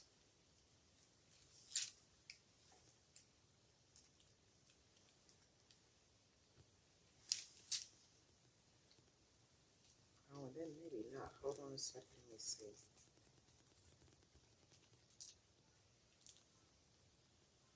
Yeah, I think I'm going to put some. Let me do this. I'm going to take all these beads off. Okay, so we got the little gold beads on there. Now let's try this all over again. I don't know what bead was where, but we're going to start with these big beads.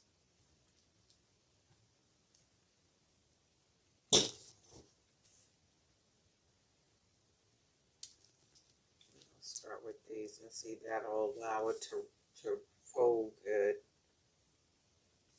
And there we go. So now we're going to go ahead and throw some of these little stone beads on here. And we will use different colors.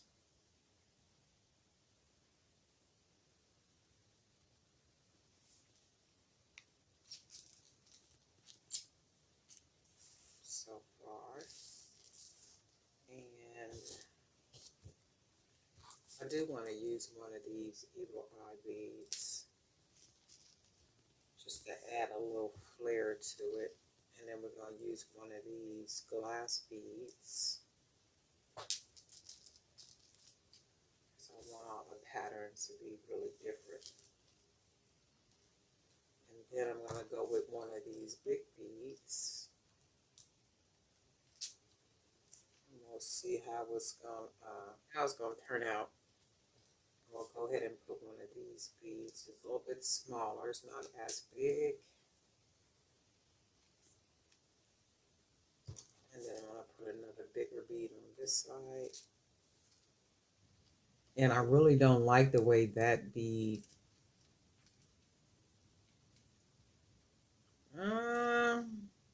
It might work. Let me keep beading and see. Put this one on that side. This is a nice big glass bead. We'll put this one on this side.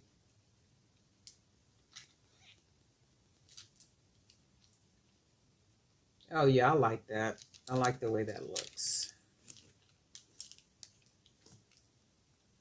So that's what we got. And then we're going to go ahead and make a couple of sister bracelets to go with it. So you can see now how the round beads fit perfectly in those big beads right there. And then, let's see, we got a big hole. See if I want to use one of these, or let me check something.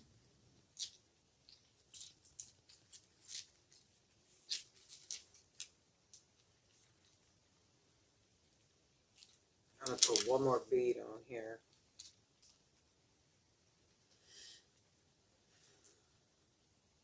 I'm going to look at it again, though, make sure I like it with all the different beads on it. I do like it. It's very different, very unique. So what I'm going to do, I'm going to add one more bead on here.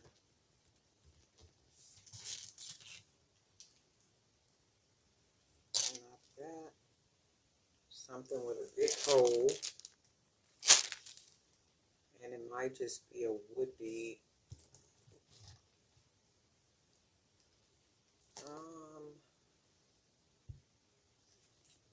And we're gonna go ahead and tie this off.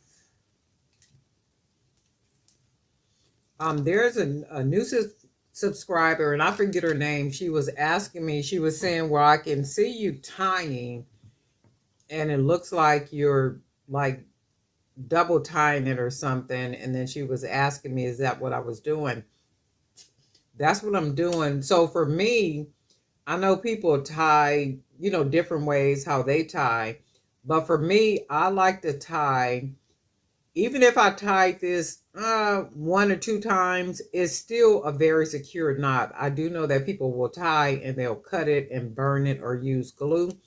But for me, my mindset is if I tie enough knots and I'm pulling the cord good enough, the cord literally smashes against itself, right?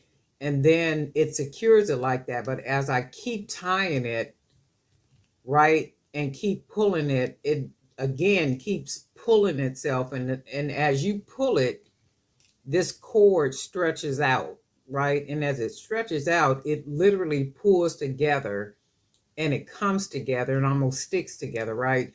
But for me, I like to double tie it, triple wrap it like 2 or 3 times. I wrap that 3 times, and then I'm gonna wrap it 1 time, 2 times, and then pull it. And the reason why I do that is because I like to build up the knot. And as I build up the knot, I'm building up the knot with the goal to, or objective, to pull the thickness of the knots into the bead with the hole so it will stay there. So it's like making a knot about the size of the hole so it'll fit snugly in the hole, which prevents the knot from coming out of the hole, because when I pull it into it, it's very snug. And that lessens the chance of the cord, the knot coming out of the hole. I hope that made sense. That seemed like it was a lot.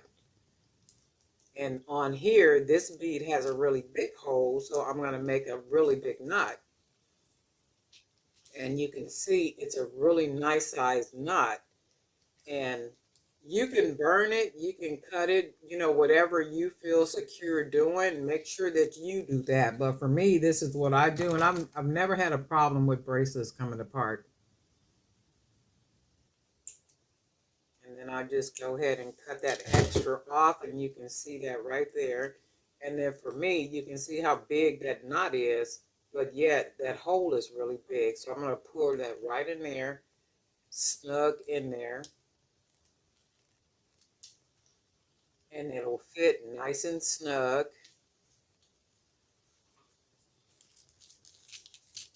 And then this is what this bracelet looks like. Oh, that's jazzed. This is really nice. Now see, this is a real boho type artistic piece of jewelry. It almost looks kind of vintage, the way that it looks. I'm gonna keep this one though. I'm gonna definitely wear this one. I'm gonna wear it because I want to see how this part holds up, and I'm sure it will because I've done something like this before and it lasted. But I just want to try it out. And when I test my jewelry, I wash dishes in it. I wash my hands. I put lotion on. I do all kind of stuff just to test it to see how, it will hold up. And then that way I know that it'll hold up when I sell it, when somebody buys it. But what I'm going to do with this one too, I'm getting ready to make a sister bracelet. And it's going to be just a white with some color in it. So I'm going to be using 1mm cord, not the 1.5, but the 1mm. So this should be pretty quick.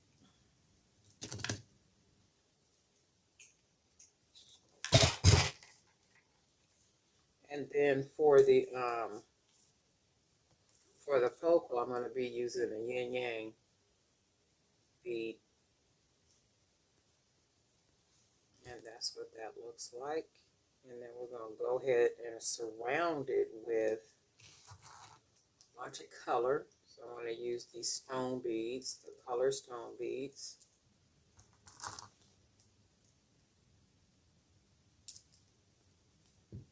And this is how we're going to get started. And I think we're going to go ahead and use some of these gold beads. I don't want to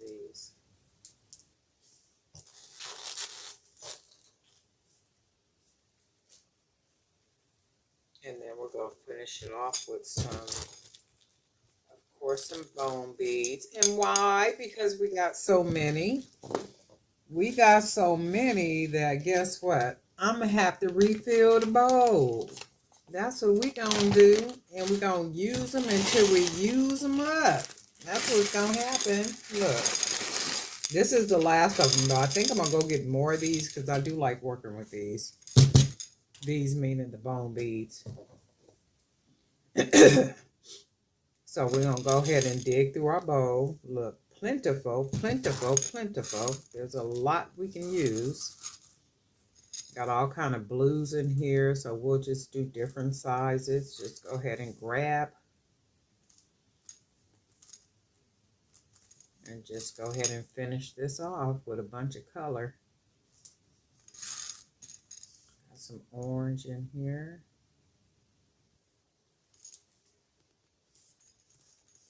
Pretty blues.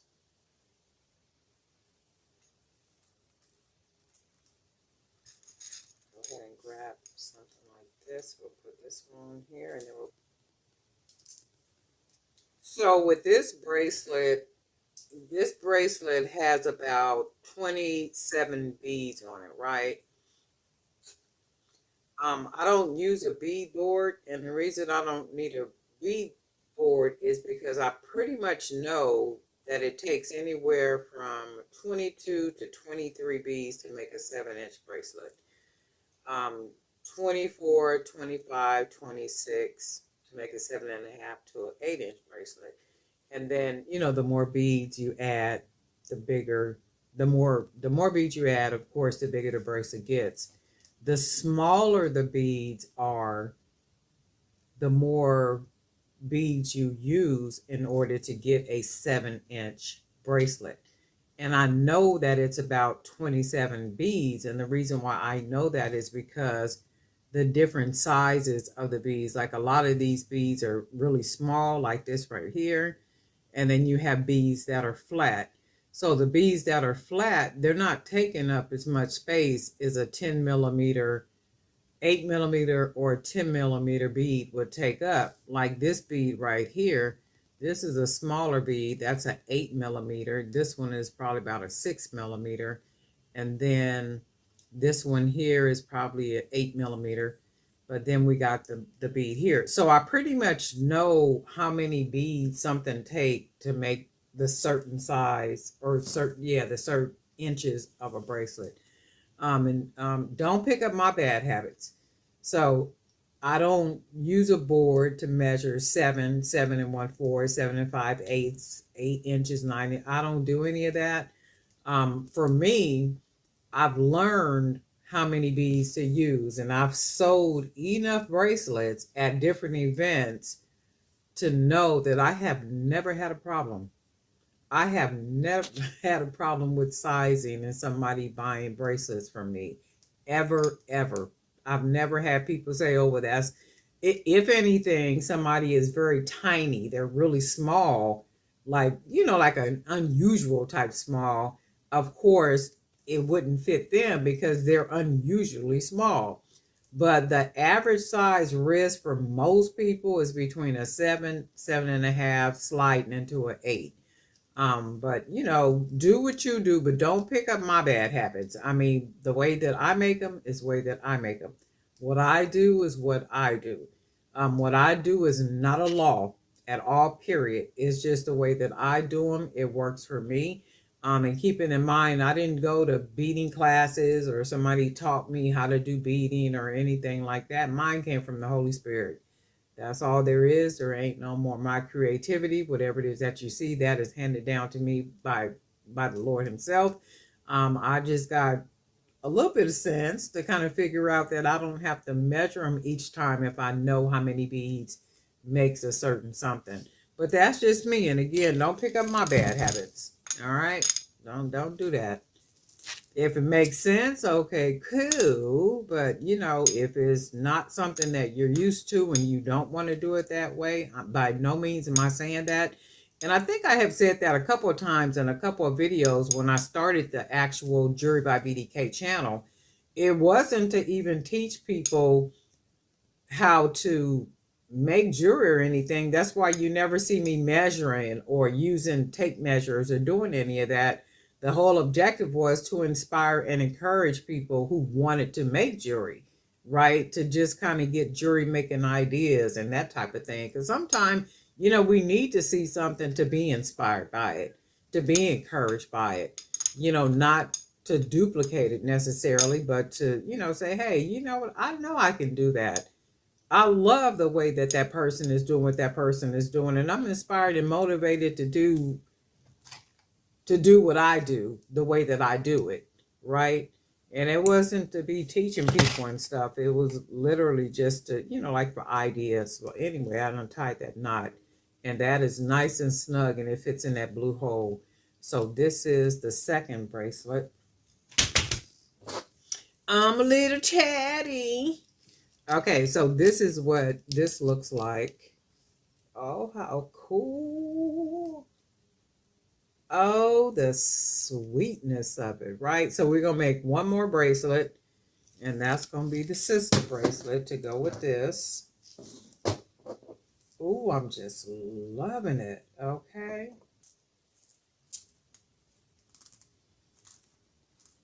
So now we're going to go ahead and just tie it. And I'm going to go ahead and wrap it 3 times. Pull it nice and snug 2 times. 1, 2, 3. And this is only the way I do it. You do not, this is not a law to do, to tie the knots this way. I just like to do it this way because I have found that they are very secure for me. And anytime I'm selling something and people are paying a decent amount of money for something, my whole mindset is to make sure that I make it as securely as I possibly can. It's not a fear that anything will come apart if I tie it 1 or 2 times. My whole thing is people pay money for what I'm making. So I don't want something slipping. It's just security in a sense, the best that I can to make it as high quality as I possibly can. And I know if I tie this 1,000 times, guess what? What are the chances in it coming apart? Not unless you just break it. So you see that's a really big knot. And this hole has this bead has a pretty big hole. So I'm going to pull it through that side. And it literally fits inside of the hole snugly. And then that's what we got. So we got 3 bracelets. Ooh, I like these. Look at that. Yeah, I'm going to make some more of these with these wood pieces. I'm going to probably go get some more of those wood pieces. I'm thinking, should I put charms on here or should I just leave them like this, right? These are really cool. If I put charms, usually when I put charms, I like to add just a little bit more artistry to them when I do that. But because the focal part is so big, and then we have all these colored beads, right? It does the job. So like the bracelets really don't need charms. To me, they really don't need charms. And if I added charms, it would be a lot. It would be a lot, and it would make them more boho-ish. But I'm going to leave them like this. I do like the bracelets looking just like this. And I am going to make some more of these. Actually, I'm going to sit here right now, and I painted these other ones. And I have 2 more to paint. So I do like the way they came out. So I am going to go ahead and make more of these. But anyway, you guys let me know what you think. Darlene and I for Jewelry by BDK. And guess what? We'll talk.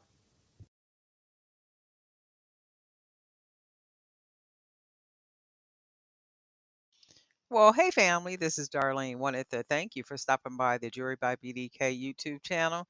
I know you didn't come here for a sermon. So here's the video, and we'll talk soon.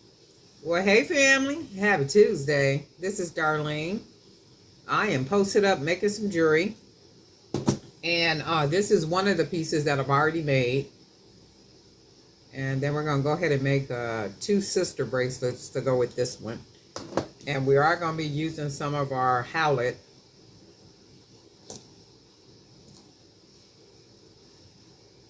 Some of the howlet beads. So we're going to go ahead and get started.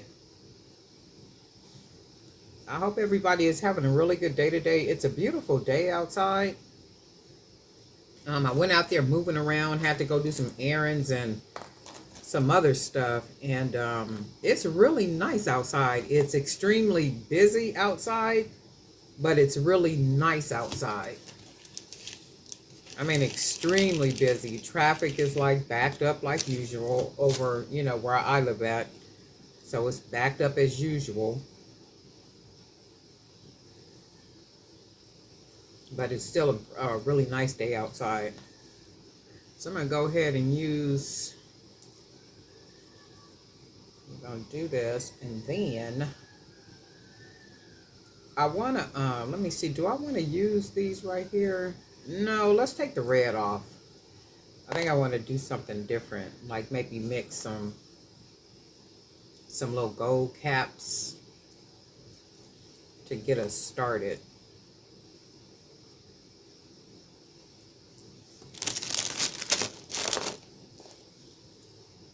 And then we're just going to go ahead and mix in a bunch of these different pattern beads to get us a really good start. I want to go ahead and use one of these beads too.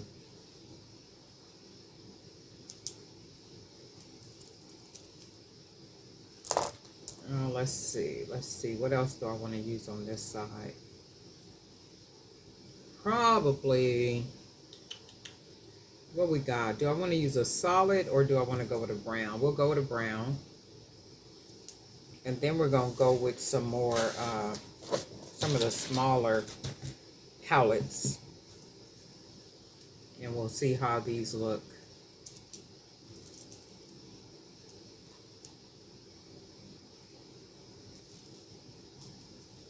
See if they do what we want them to do. And we'll say yes. And we're going to go ahead and use another brown. And we'll use some different browns. And then we're going to go ahead and use some more howlets. And hopefully they'll lay right.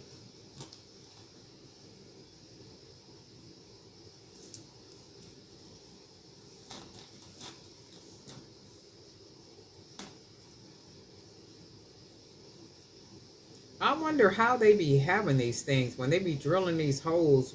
Why do some of the holes be slanted, you know, when some of the other holes just be like straight through? You know, I wondered about that. It's like, what do y'all be doing to where some of them are slanted and then, you know, some are just perfect centered holes? And maybe they be rushing to get these things done, huh? Especially like with these little small ones. All right, that's looking good so far. And then we got the beads laying like I want them to lay. So that's good stuff.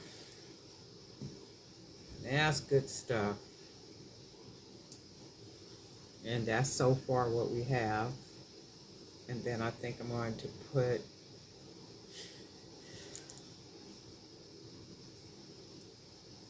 do I want to put a green on this side, or I'm going to put this one on this side. And then we're just going to go ahead and keep using all of those small ones. And then we'll go ahead and close the bracelet off. We're going to keep stacking these little small pallets until we close the bracelet off.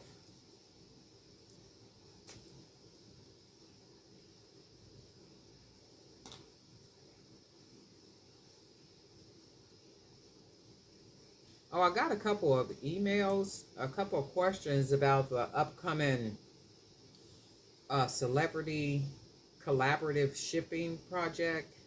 All the details are going to start being in the Facebook group. Jewelry by BDK Creators Zone. So to stay on top of what is going on and when we're going to do it, all the details, head over to the Facebook group, and there's a link down there somewhere where you can click on it and go to the group, and then ask to join and kind of boogie through there, and look at the personality of the Facebook page, the Facebook group, and get an idea about how we move and how we groove up in there, and make yourself at home. And then eventually, pretty soon, I'm going to start putting some information in there about the upcoming event. And then the idea is not to just do it, once, to just kind of keep doing it all during the year, and then like maybe picking out different celebrities to be sending bulk packages to as a group. So I do that, I have addresses, and maybe for their PR person, it might be for their agent, it might be for them themselves, right? But I do have addresses and stuff. And somebody was asking me something about something. Some stuff you just don't need to know, okay? Some stuff you just don't need to know, and you're not going to get an answer for it, right? Okay? Stop being nosy. And if you've been around any time, I've mentioned in the videos that I have what's called Vibenonfilms. Before COVID, it was a media outlet. So we would go to movie premieres, private events, junket interviews, like all these type of things up in Hollywood. And the YouTube channel is still there. It's called Vibenonfilms. And it's V as in Victory, I, B as in boy, E as in Echo, N as in Nancy. So Vibenonfilms, plural. So you can look the YouTube channel up and you'll see that the channel is still there. However, the platform, which was the website and all that, I didn't keep none of that going, because what happened is, at some point during COVID, at some point, they wanted people to be vaccinated, and they like wanted all kind of stuff. And it's like, I'm not doing none of that. So I guess I won't be going. And I just got into doing, making the jewelry and doing some other things. And I kind of not really let it fall by the wayside, because my son is taking it over. And he's going to be the one. This is really pretty. The one, carrying on with the digital magazine, with going to the interviews and doing all that kind of stuff. So I was just like, not me. But now they've loosened up a lot more than what they were doing. They wanted you vaccinated. They wanted you to have the card. They wanted limited to one person that can come in. We like, well, how can one person come in when one of us has to be doing the interviewing, and then somebody else got to be taking the pictures or videotaping? It's like, well, that's not going to work. And then also, one of the guys that work with me that goes all the time, he even goes now. I could call him and say, hey, there is a screening for the new Marvel movie. Did you want to go? And he'll be like, yeah, I want to go, right? So he still goes to different things. I'll tell him what's going on, and he'll still go to stuff. But at that time, he had got sick, so he wasn't able to go travel or none of that stuff. So it literally just, I was just like, you know what, it's too much, and I'm just not doing all that. But the YouTube channel is still there. So I said all that to say, what happens with that is, when you're moving around in them different environments and stuff like that, you tend to meet people, you make contacts, and you do all those things. So it is what it is. And my whole thing is utilizing the information that I have, because I can, and it only makes sense to and we're not asking anybody for anything when we send samples out. We're sending samples out to build awareness, to let them know, hey, this is what we have, this is my brand, this is what I do, it's high quality, and your cast members will look good in whatever it is that I'm making. So this is this right here. This is really pretty. I really like this. I gotta find, okay, I'm gonna use probably this bead, because I was going to say I need to find a bead with a big hole. So I am going to use this one. I'm going to take one of these beads off while I'm just sitting here chatting. But anyway, I figure since I have, information like that, why not use it? We're not asking for anything. We're just building awareness. That's all there is. There ain't no more. We're not saying, hey, well, you know what? Because this and because that, can you do? We're not doing none of that. We're just building awareness. That's all we're doing. And we're going to send things in the most professional way that we know how. You know, that's why I'm saying we're not doing it until the beginning of the year. Then that way, people that want to be a part of it, it gives you time to kind of think about how you really want to brand it, how you want your packages to look, your packaging to look, how you want to, what pieces you want to send, the letter that you put together, who's going to put your letter together. It does have to be professional. You want to have a little bio in there and that type of thing. Or if you have some promotional material, those postcards, on the marketing postcard, it'll have like the name of the business, of course, and then a little brief bio, and you know, where all your social media and all that good stuff. So it's basically giving people time to get those things together. So and you don't even have to send a lot of pieces. If you wanted to put one piece, 2 or 3 pieces, whatever you want to put in your sample package that we're going to send out is what you can, you know, put in it. I'm not asking people to give away a bunch of anything. I'm just saying, you know, sometimes you just gotta send some samples. You just gotta do some stuff. Oh, these are really pretty. Oh, I'm just loving these. Look at that. Really, really nice. I'm gonna make one more, and then we're gonna actually put some charms on these too, because I am really digging these Howlett beads. I wish they would fit in this 1.5 millimeter cord. They just don't want to act right with this cord. I might be able to find one of them. If I could just find one that'll fit, that would be great. Actually, 2. The holes ain't big enough for, oh, maybe this one is. And then that's a trick where they just go halfway and then it won't go no more. Look. That's crazy.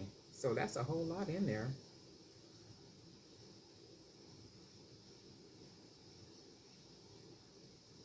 That is a whole lot of that in there. So that's that much in there. That's almost to the end of it. Let's see. Ooh, that'll be a blessing. Okay. Come on, get in there for your mama. Come on, there you go. That's a good baby. Okay, so we got that one. Go ahead and put another black on here. And then that'll be like maybe how it's centered or something.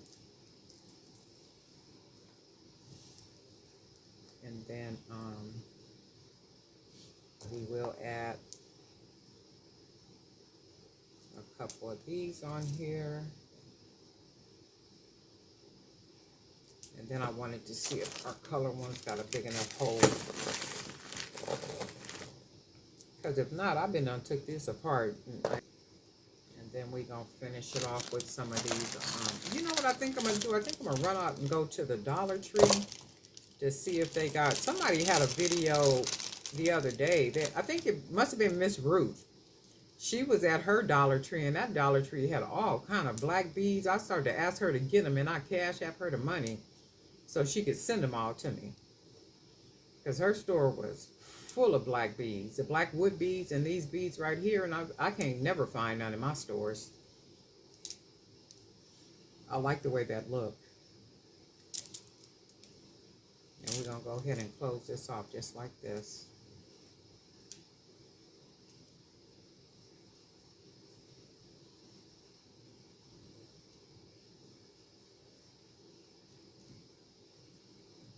When I go in this store, it's like the Dollar Tree, you know, everybody done got hip to Dollar Tree and they little craft section. And the trick with that is the way that the Dollar Tree section is really growing. I was watching a documentary last night and it was talking about Dollar Tree. It was Dollar Tree, Family Dollar, and I think Dollar General was the whole 3. And Dollar Tree owns Family Dollar. So they were talking about, you know, how difficult it's becoming for those particular stores because Walmart is literally kind of winning, you know, the retail war in a sense. And they were saying because, you know, those Dollar Trees have taken items from $1 to $1.25, you know, people's rationale is if I was paying $1 for, let's say, fabric softeners, I'm paying $1 for 15 fabric softeners, right? That's cool stuff if you on a budget. Versus if you go to Walmart and you can get, I think it was like 200 and something fabric softeners for $10 or something.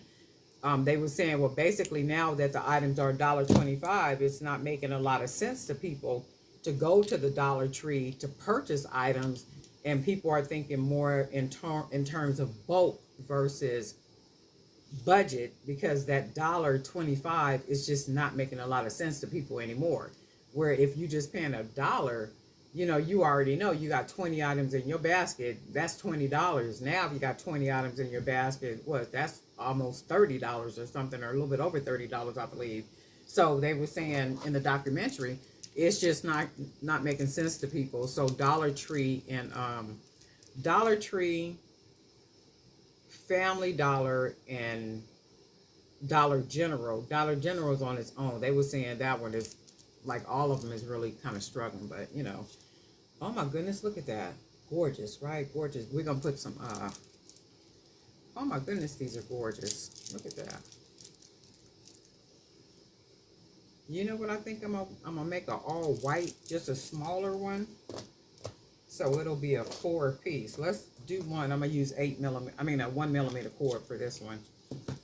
But I was just thinking while I was watching, the little documentary, it's like, yeah, if it don't make sense, and before people even go into the stores, many times we done calculated our money. We know how much we can spend, how much we want to spend. And, when you asking me to spend $1.25 now, but I've been paying you $1 per item for how many years? That just don't make sense to me. I'm more than likely going to go to Walmart or Target or somewhere and make my dollar stretch that way when they got sales, because you can actually go to those stores when they got sales and still win out better than if you were to go to the Dollar Tree. So I'm not surprised they're struggling at all, period. Because I was thinking that the other day when I went into my little Dollar Tree, I'm like, ain't nobody up in here. Where everybody at? And everybody is in Walmart. That's why.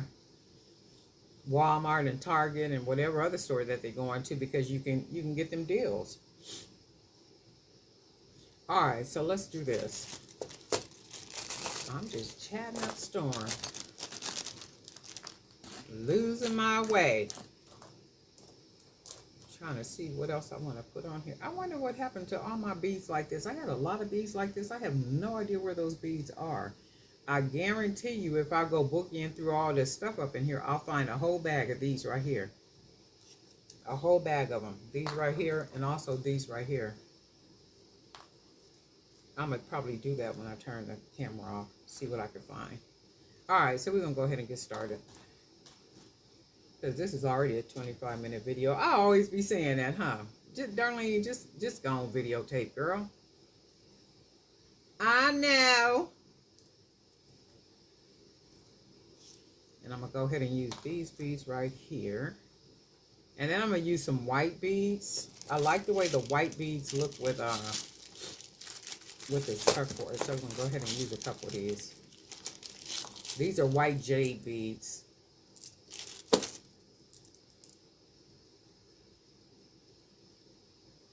we'll just use these. Go ahead and match it with this white.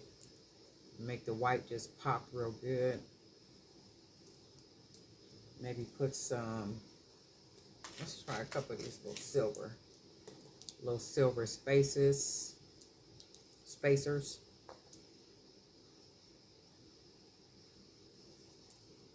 Go ahead and put another white bead.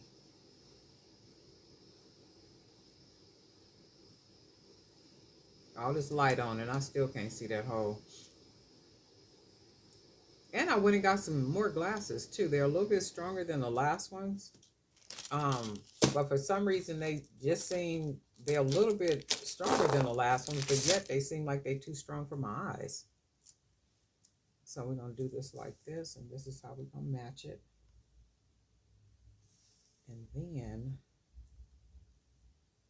we will put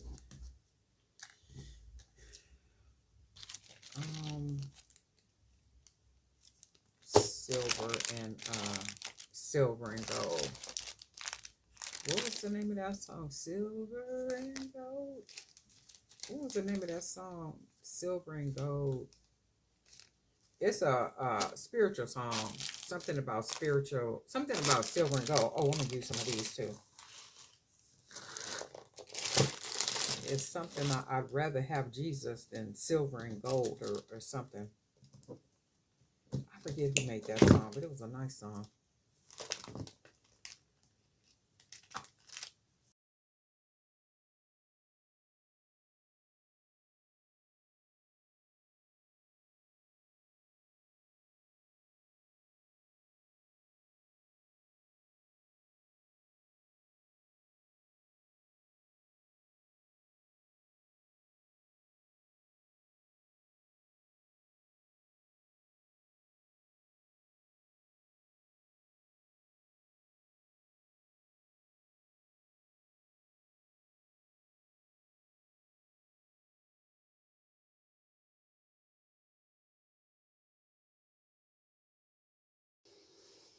Oh yeah, definitely. And then we'll figure which one of these beads we'll close it off with. Probably some ivory colors like these right here. We'll just close it off with these.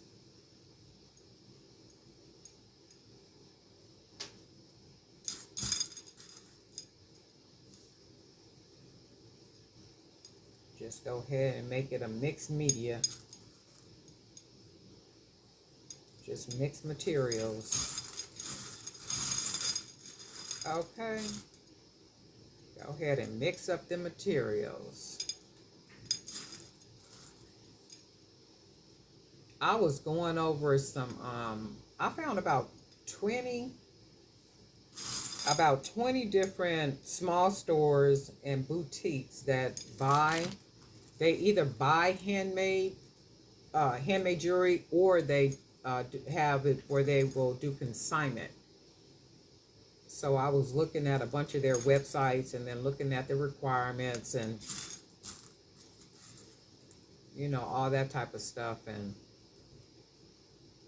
it's a lot of them that do, well, they'll accept fine, they call it fine jewelry, which is more like gold chains and, you know, like the different fine jewelry, you know what fine jewelry is. And then I did find some that specialize or accept handmade jewelry, like, you know, what I make and what others make.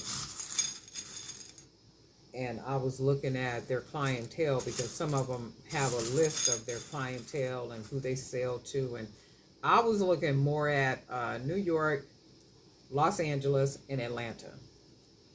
So that's what I was looking for, because my whole thing is, if they don't know you out there, guess what? They don't know you out there. If they don't know you make handmade jewelry, guess what? They just don't know that you make the high quality handmade jewelry that you make. So you have to make them aware. You got to make them aware. You got to make them aware. It's like, you know, social media is one way to make them aware. You can follow these different people if you know their names and their stores and, you know, different things like that. You can follow them and like things on there and, you know, that type of thing, but not following them and just to say, hey, well, I'm selling this and I got, you know, that's not the best way to do it. You know, you follow it, of course, with interest and see what they're up to and see if what they're doing matches what you got going on. And if they do, you kind of follow them and you comment and you do those things. And before you know it, you're making life happen. So there is a way to do things. So I do like this. Look at that. Look at that. So this is going to be the fourth. This is either going to be the fourth piece to this one, or I am going to break it up. Oh yeah, that's gorgeous, right? Or I'm going to break it up. But what I am getting ready to do is put some charms on here real quick. And I got some old coins I'm going to use on a couple of these. But you do got to make them aware that, you know, you're around and you are doing what you are doing,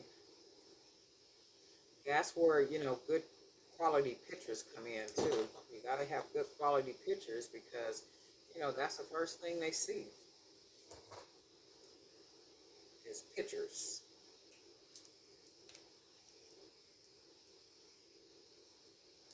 And for these jump rings, I use 18 gauge wire. I think this is the 18 gauge wire.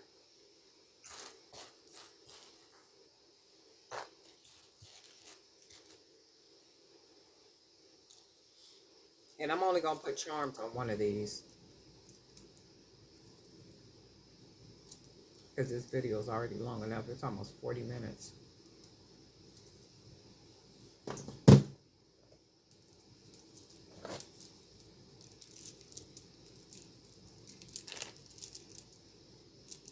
And there we go. These are our boho beauties. Turquoise palette. Make sure I got them lying right. And this is what we got. You guys let me know what you think. But anyway, Darlene and I for Jewelry by BDK. And guess what? We'll talk.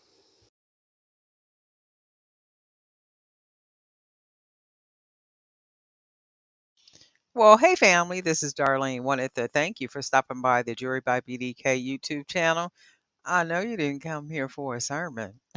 So here's the video, and we'll talk soon.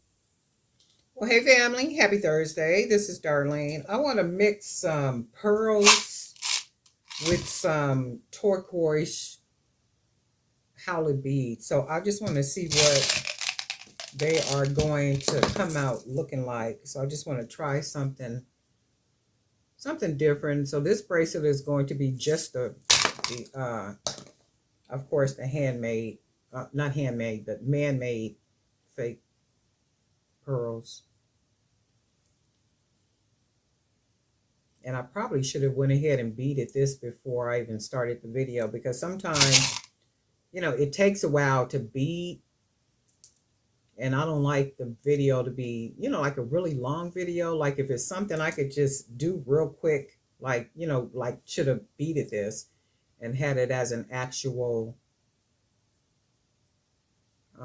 bracelet already. Oh, and let me do this too. It's a little dark right here. So I'm going to grab my other light. Give me a second.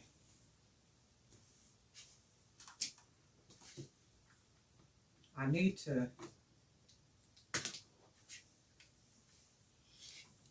to order me another light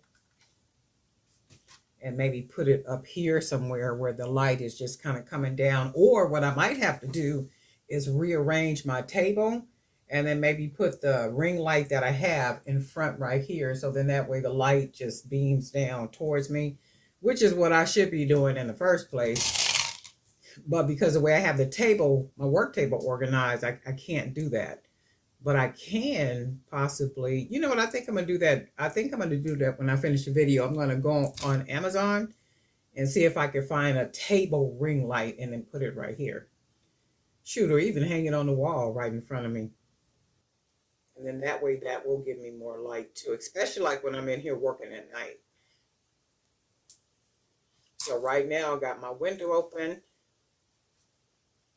And I have all the lights on, but even with that, it's still not, giving me the light that I want. And I've noticed, like sometime with my videos, they'll come out kind of reddish or they don't come out real clear or something like that. And I'm like, okay, well, why is that happening? And I'm using the same device every single time. And I think it has to do with the lighting. Sometimes I'll be in here recording at night, and I think that's when it really, affects what the video looks like. So when I open up my but my blinds over here, and I got all the lights on, and then the natural light coming through, it tends to lighten everything up a lot better. But I still need, like good light even at night. Let's see, this is already 3 minutes just doing this part. I should have had this one already done. I just want to mix these pearls with some howlet,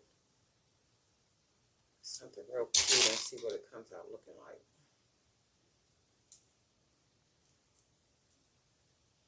Four, 6, 8, 10, 12, 14, 16, 18, 19. And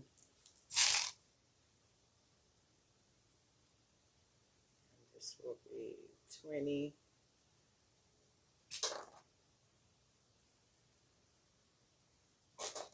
Oops, 21.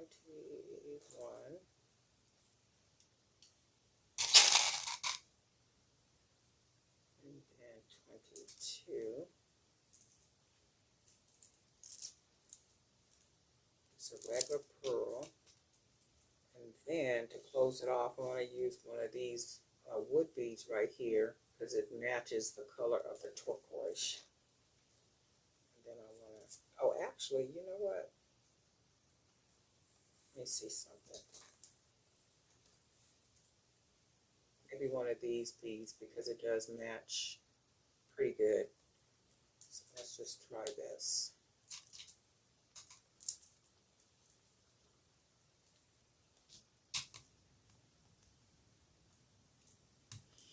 And you know, I like to wrap it a couple of times. In this case, I'm going to do 3. And this hole is a nice size hole. So I'm going to tie the cord a couple more times because I want the knot to be a nice big knot. And then that way, when I pull it into the hole of the bead, there's a greater chance of that knot fitting snugly in the hole. So I'm going to go ahead and tie it a couple more times to get us a nice big knot. And then this should work. Let's see. Cut that extra. And you see how big that hole is. I'm going to pull that right into the bead, and it hides and it's nice and snug. Like that. So I want to try something that's cute just by itself, but I want to try it with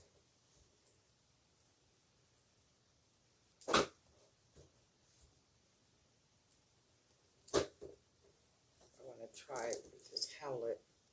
And it's a nice big hole on it too. Let me see. Do I got some? I need to run out and get some the 1.5. And what I did is when I went to the store the other day, not this Hobby Lobby run, but the other day when I stopped off at Michael's and I got those these ceramic beads. I stopped off at Joann's and got some stretch cord. And what happened is I should have got two 1.5s, but I got 2 1 millimeters. So that only means I wanted to try something with these.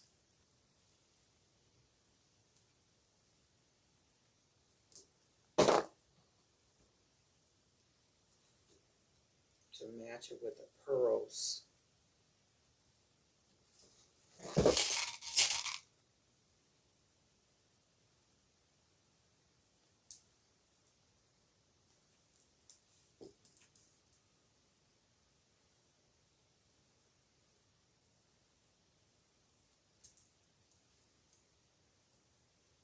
And I still might be able to make it. Let's see.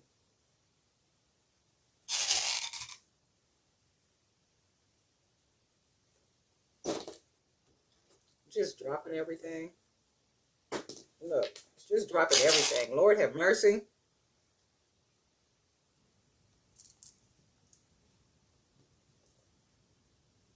Yeah, this might work. I think I can. It's not exactly what I wanted because I wanted it more of the turquoise beads, but I'm not gonna put them on this thin cord. Let's just see what I can make work like this.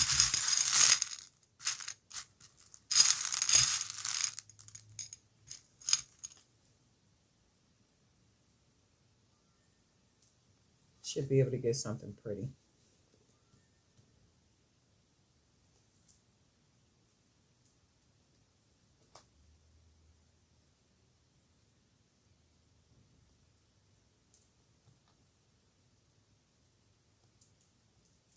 site, you know, live. And sales, my sales pay for it, but even with that, I still want to do a little bit more.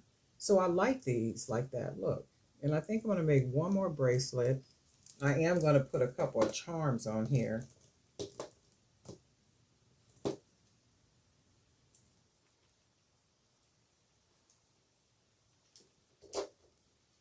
I'm going to make one more bracelet to go with this. Also, where's my... I don't have any of these charms. Let's do a charm real quick.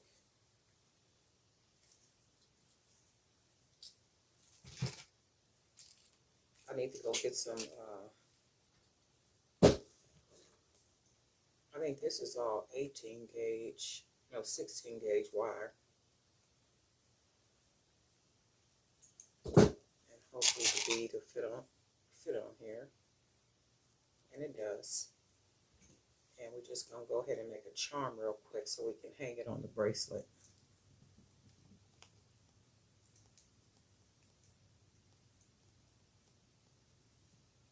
And then we'll go ahead and cut that. Close that down on there. And then I like to take the bottom part, this little hoop, and fold it over. Make it nice and flat on there. And then this is going to be the charm we're going to use.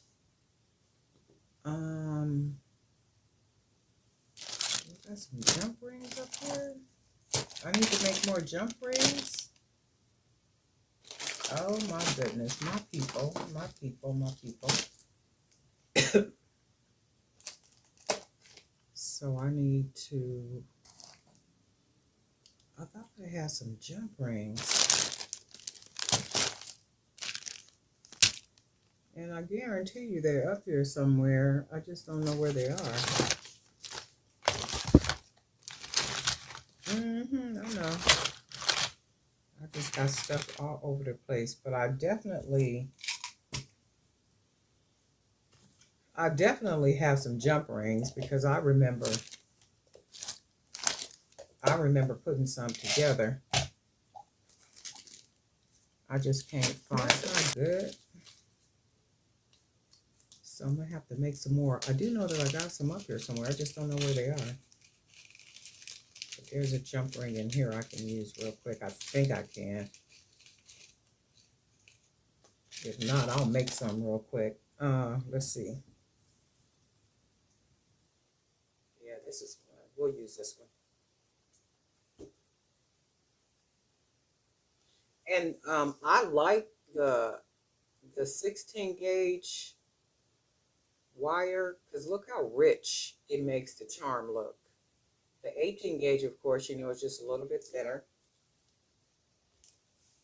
And I'm going to put this on here.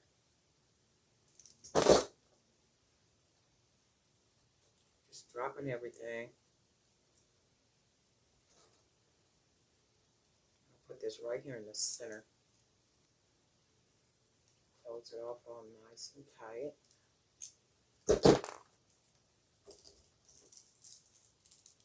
And then we're going to make one more. We're going to make one more bracelet. I like the way that looks, the pearls and the turquoise together. So I'm going to make one more bracelet.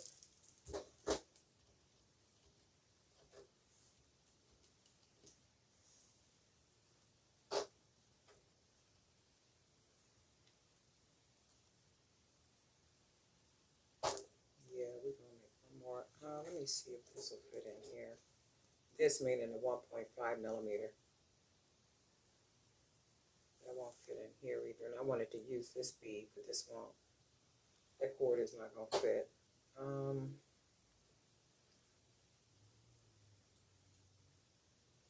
Yeah, I'm going to have to use the 1 millimeter.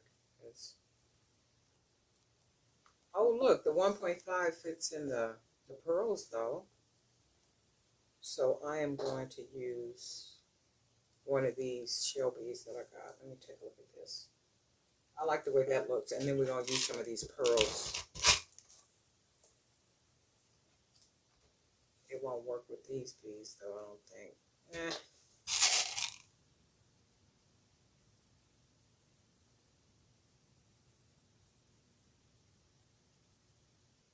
Comes out nice, and it's nice and sturdy, and all that good stuff. Somebody was asking me something about the leather knots. When I do the leather knot beads, the leather beads, something about being concerned about if they were going to come loose or not. Keep in mind, I wear a lot of my jewelry, and I've been wearing a lot of my jewelry I have pieces, that I've been wearing for a couple of years, ever since I've been making beaded jewelry and even leather jewelry. I still got a lot of stuff. And I haven't had a problem with the knots coming loose, or, cord breaking or anything like that. And that was another thing I mentioned in the video for security. If you're going to make some of the leather beads for security, for you to feel more comfortable, go ahead and put some glue on them or something. Whatever it is that you have to do to feel secure about the items that you're making and possibly selling, just do what you got to do with them to make yourself feel comfortable with selling them to somebody, and, believing that nothing is going to come apart. And that's all. But I haven't had a problem with anything coming apart, and I try to make pieces with integrity, to where they don't come apart on people, but I can't control if something is going to break or not break or any of that. I just try to do the best that I can, to make quality pieces to where people don't have to worry about, things coming apart and all that extra stuff. And that's why I'm been kind of shying away from the 1mm cord. I'd be saying that because I'm just not happy with it. And if these companies know that we're making items that we're selling to people and we don't want stuff to be breaking, it's like, come on now, you got to consider us as, designers or jewelry makers, or, and then using your product. Because if your product ends up to where, it's not good enough product for us to keep buying from you, guess what? I'm not going to keep buying from you. Because there's no way I'm going to keep buying your product and I'm using it to produce product, and it's not quality product, and there's a chance that it'll break on somebody or something like such. I'm not going to keep buying something from you. That don't even make no sense. Not to me, it don't. Maybe to somebody else, but not to me. That makes no sense at all. So it's like, consider you taking the prices up on everything, but you're not, increasing the quality. You're decreasing the quality, but going up on the prices. And that's bad for business. If you're going to increase the quality, and if you notice too, though, you're getting less for more money with a lot of these different products. That's why a lot of this stuff I'll be buying on Amazon, because you get more of it.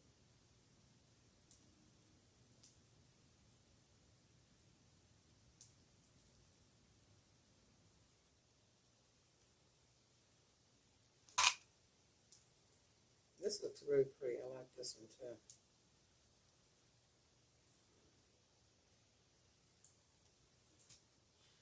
My sister has saw the video for Hobby Lobby, and she said, I have never, as long as I've been shopping at Hobby Lobby, ever seen the shelves looking like that. And I said, right? I have never gone in there and seen that. And I was telling my sister, I said, well, that was one of the reasons why I videotaped it. I recorded it, to show people. I have never seen that store never seen that store like that. And I have gone in there at the end of the month, more times than not. And I've never seen them shelves like that. I said, wow, that was just crazy. Because she had called me. She said, girl, I have never seen it. And I said, yep, me either. But that's a beautiful bracelet, right? With that shell piece. And I said, yeah, nor have I. And I said, it's crazy. I have never seen that. But, it is what it is. Let me see. What am I going to close this one off with? And I do like the way these look. Hold on a second.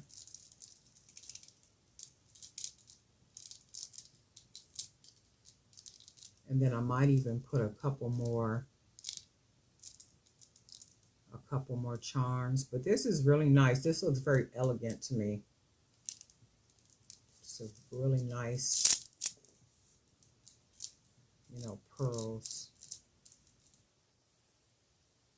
And it's not exactly what I wanted. I wanted to use more of these turquoise beads and kind of fill it in a little bit more, but I don't trust the cord. So I went more on the light side. And then we went ahead and used this shell bead. I think this is glass, ceramic or glass or something. And then went ahead and just used more of the pearls. But I really like them. I like the way they all look. Very nice. And I might even add some more charms on here. Let's see. Maybe add a couple more of the, we'll do that. Let's add a couple more charms on it.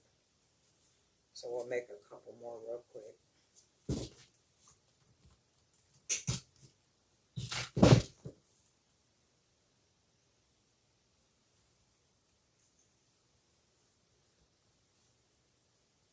Just real quick charms. And all I'm doing is using the beads, my wire, folding that over. And I cut a long piece so I can make a couple of them. So we just wrap our wire around. Go ahead and close it around the bottom. Go ahead and clip.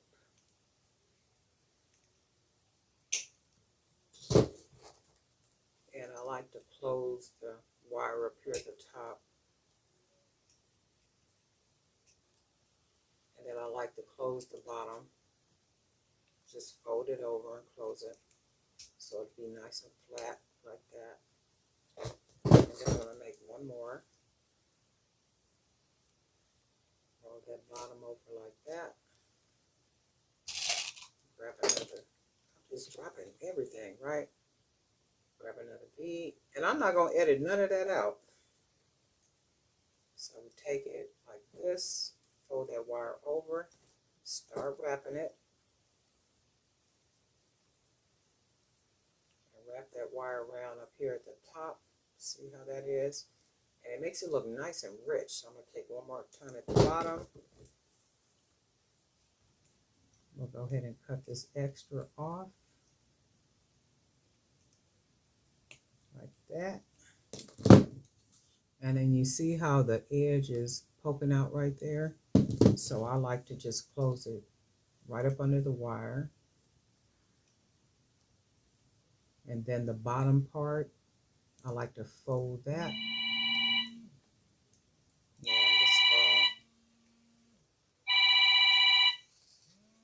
let's find it.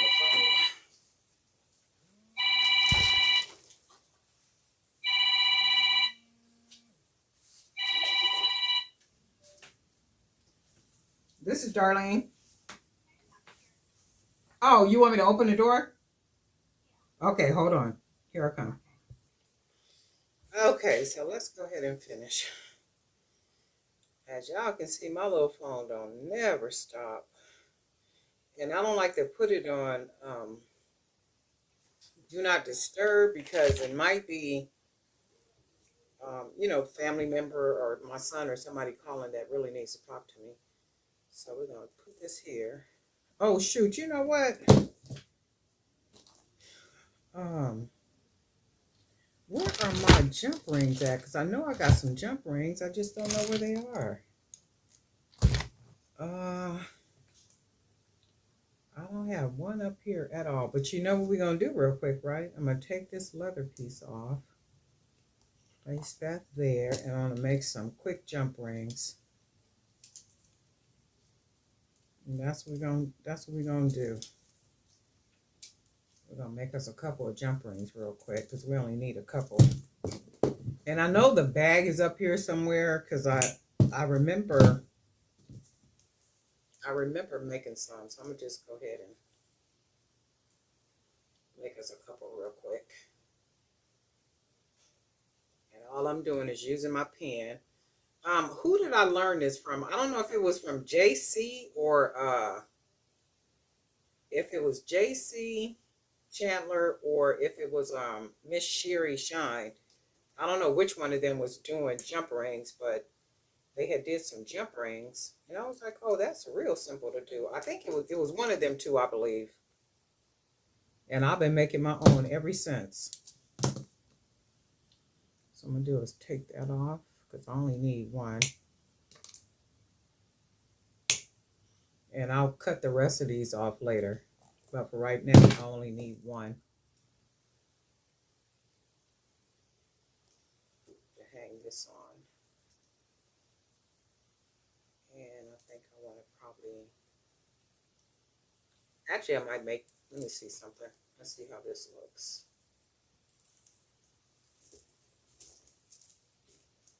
And I did make two right here. So I do need one more jump ring.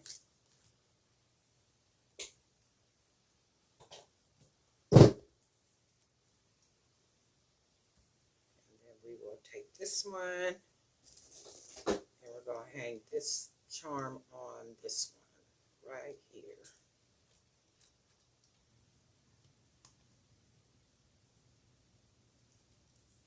Okay.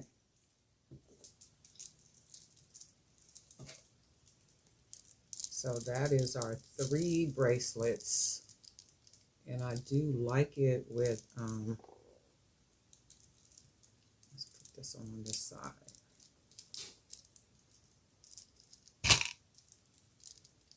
And what I probably will do,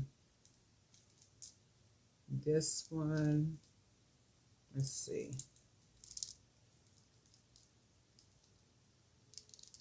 I really don't like them all with the charm. So this is what I'm going to do. I'm going to take the charm off of this one. I could always use these charms on something else. I'm going to take this one off. And we'll use that for something else. And I'm going to take this one off. So for me, sometimes it just depends on the type of bracelet that it is, if the charms look good or not.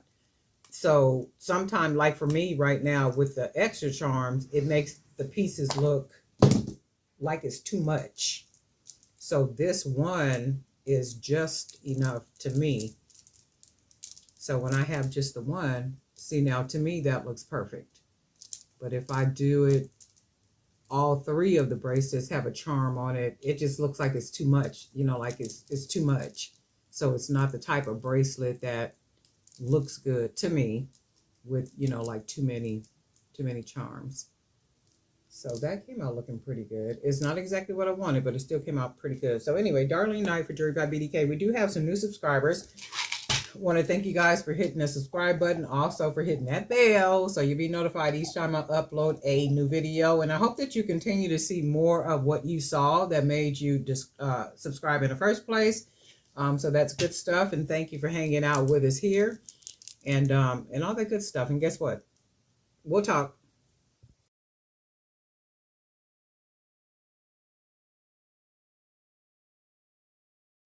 Well, hey family, this is Darlene. Wanted to thank you for stopping by the Jewelry by BDK YouTube channel.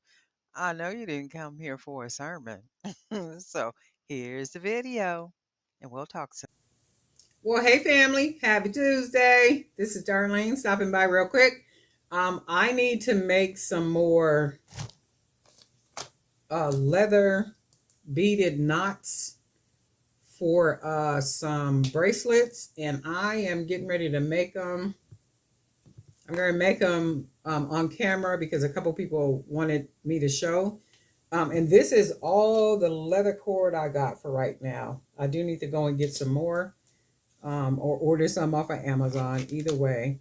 This is a really small piece. I don't know if I'm going to be able to do anything with this or not, but I'm going to try to use it.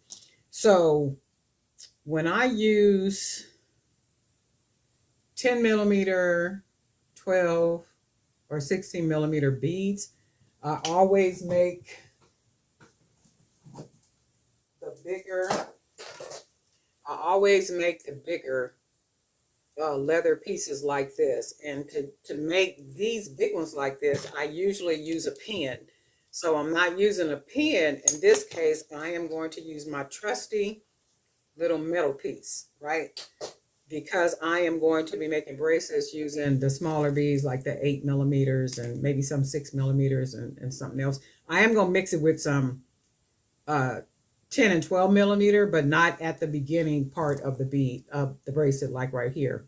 This part is going to be like a probably big focal, and then smaller 8 millimeter, 10 millimeter beads up in here.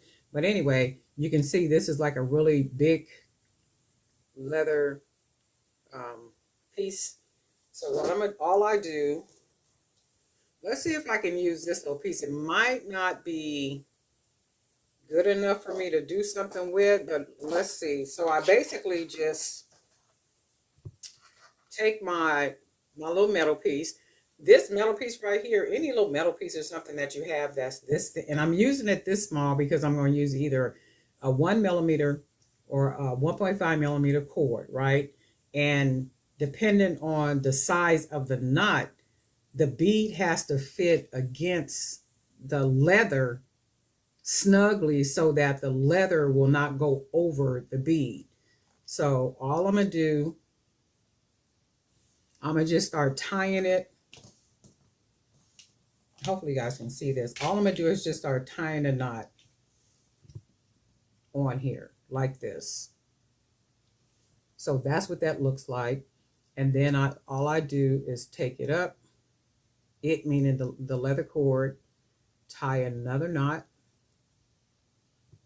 And as I tie the knots on here, you can see it starting to build, right? And then I'll take it, this might be the perfect size. And then I'm gonna just tuck it under again like that. And I got my pliers. And with the pliers, I'm gonna just pull it nice and snug. Not too snug, because I want to be able to slide it off like that, right? And then I still got more cord where I can tie another knot. So all I'm going to do is tie another knot. You can probably see what I'm doing. And I'm going to make a couple on here so I can have them, because I'm going to make a couple of bracelets. So I'm just tying another knot.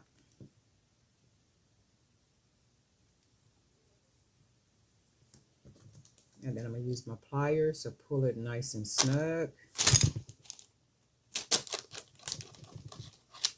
So it'll be like that. And then I'm going to try to pull it, you know, just nice and snug. So it'll be a nice little knot. So then what happens is I end up with this. So all I'm going to do, I'm going to go ahead and clip off that extra about right here. Maybe about right there. And then you can see that gives me a nice little tied knot. So then what I generally do is I take it. So let's get, we're going to use a piece of the 1.5 millimeter cord. And I'm not making bracelets or anything. I'm going to just show you. So we'll cut some of the cord. And then I want to slide it off, trying to keep the hole exactly where it is. And it is, you can see right through it. And then all I'm going to do is beat it. So then when I beat it, this is what I get. So then, let's see if these are small enough. I can just begin to start making a really nice bracelet. So you got your leather piece right there. Let's just throw a couple more beads on here just to give us something.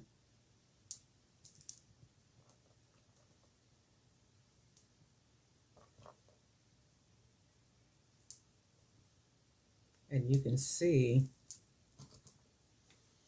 the size of the, now you can look at that leather knotted, and you can see it's nice and tight, and it fits right between the beads where, you know, it can't slide over the beads at all. So that's what that looks like. And I like doing it because it gives it that look like I've tied leather on there and, you know, just kind of tied it around the bracelet. And it makes you wonder, well, how did you get that on there? But that's how I got that on there. So that, and then we're just going to do a couple more. So this metal piece I bought, it was a cross that I bought at the dollar store, and it was, like, it was made up of all these iron pieces just kind of welded together that made a wire cross. And all I did was literally just pulled it apart, just, and it came apart like really easy. So I and this is what I'm using right here. But if you got something that's this thin where you can make the leather knots this size, then by all means use that. Or if you want to make the knots this size, you're going to use like a pin or something. Or if you got a wood piece or something, any, as long as you can slide the leather bead off easily, right? So that's what this one is, and that's that. And I really like it when it's gathered like that, and it comes out looking like this. All you just keep doing is tying it and tying it and wrapping it and tying it. And we're going to do one more. And this is all the leather I got. I got to go get some more wires. So, I mean, not wire, but leather. I'm going to go ahead and cut it about, I'll make that right there. So we'll use this whole piece. And then let's use the pen, and I'll show you how I do it on a pen. Same way, just gonna take it or wrap it around like you're tying it, like you're tying a knot or tying something. Pull it nice and tight, and then we'll go up, tie a knot,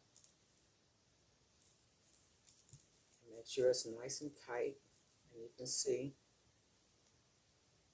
around this way, tie another knot. And it's really simple once you, just figure out how to knot it and take it around that way, because I want to start building on it like that. So then I'm going to bring it around this way. Go ahead and tie a knot. Pull it nice and snug. And it should slide off of here real easy because it's a pin. So that's the thing. It will come off, and then you can see how it's building up right there. So then I'm going to take it on the same side and then tie the knot. And then you can see how it built up right here. And then I'll take it to the other side. And we'll tie a knot.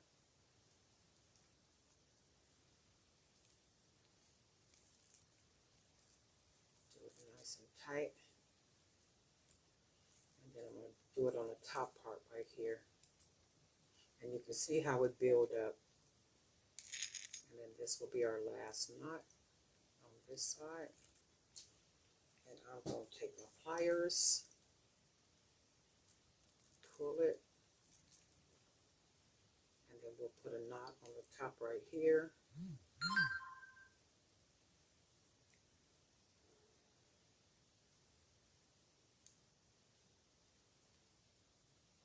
Put that leather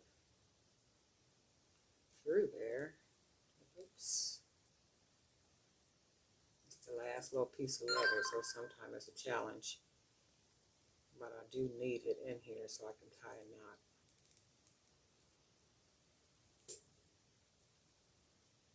Okay, like that. Okay, I put it in the wrong way. I gotta make sure it's the right way. If not, it won't tie right. And you can see how it built up.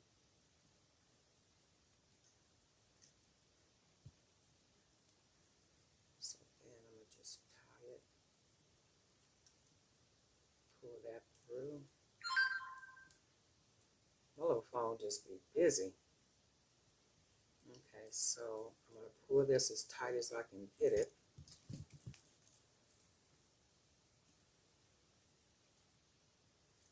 That's how that looks right there. And then if you want to, you can put like a little glue on the end, or like you can cut it all the way down if you want to and glue it together if you wanted to.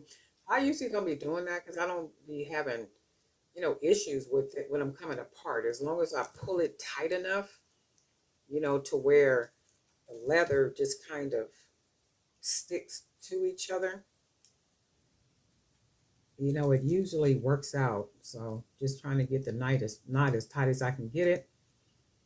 And then we'll do it like this. And then what I'm going to do, because there's some extra, if there was a little bit more leather on this side, you can see where one side is shorter. So if it was longer on this side, wait, I might even be able to do it. I would tie another knot, but I don't think I'm going to be able to get one. But let's see if we can.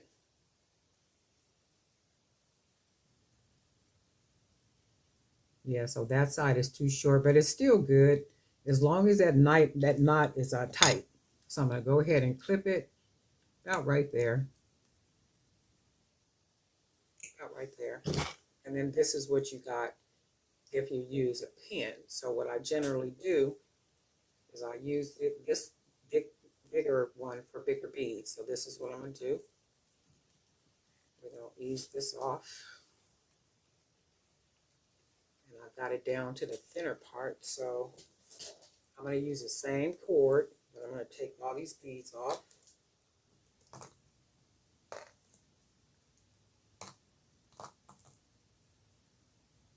And then with the bead, the leather bead, I'm going to go ahead and just put a piece of wire in there like this and sit it to the side because I am going to use it. I don't want it to happen to close up or anything. So the best way to do it is either you can make a lot of them on your wire and you can just keep them on your wire until you get ready to use them. Or if I'm only doing like one or two, I'll make one or two and then I'll put them on a piece of wire like this and I'll have them close until I'm getting ready to use them. So in this case, this is for bigger bead. So all I'm going to do is carefully remove it. Well, that wasn't careful, but it did come off. So you can see the nice big hole. And then we'll put that there. So for this bead, you got to make sure you're using some bigger beads that would prevent the leather from sliding over the bead. So that would be maybe beads like these. You could even get away with maybe using some beads like this size, maybe 12 millimeter, 16 millimeter, something like this. But in this case, we're just going to go ahead and use some of these big pretty ones. And then what happens is you're able to push the beads as you're making the bracelet. You're able to push the beads against that leather and it holds the leather because you got the pressure from all the rest of the beads pushing towards that focal.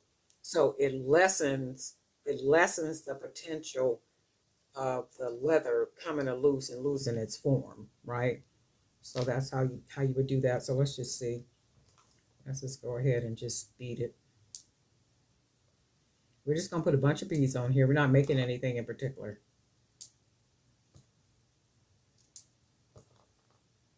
And just give you an idea about, what it looks like. And they're really easy once you get into the habit of, making them and tying them and finding the piece that you want to use to, to wrap around and tie. It's real easy. I'm just going to do this like we're making a bracelet. This is not going to be a bracelet. I'm not. Shoot, it could be a nice one though, right? So then, of course, once you tie the bracelet, the pressure from the other beads will press against the leather. And then it'll be very snug and it lessens the potential of that leather coming apart. So that's how you make the leather beads.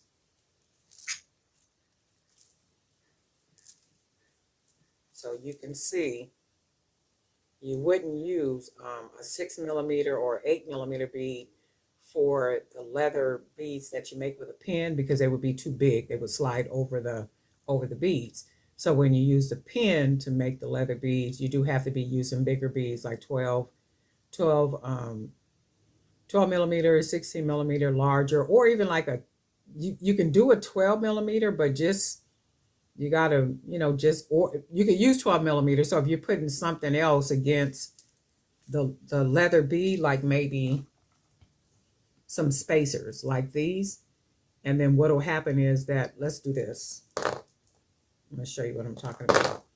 So if you use like some spacers, so you can get away with 8 or 10, but you have to have something that fits against that leather bead that would keep it from sliding over any other beads. So if you did, oh shoot, I'm gonna drop the whole thing. You can do something like this, where you can put the spacers and then put the leather bead inside of the spacers, and then you have all the beads along the side. You can do smaller beads. You can do 8 millimeter, 10 millimeter, 12, as long as you got some type of protective beads that will keep that leather bead from sliding all over the place, or even just not coming loose, but just sliding over the other beads. So you can even do something like this, and then that just creates that protective space for the beads to just, the leather bead to just stay right there. So it just depends. I hope that made sense. They're really easy to make. Once you start making them, and I'm gonna leave this on the pen for right now because I don't want it to close or do anything. So that's the leather bead you can use with the bigger beads, 12, 16 millimeter or larger. And then this is a metal, this is a leather bead for 6 millimeter, 8 millimeter, even 10 millimeter. And they're really simple and very easy to make. And I hope that made sense. But anyway, Darlene Knight for Jewelry by BDK. And guess what? We'll talk.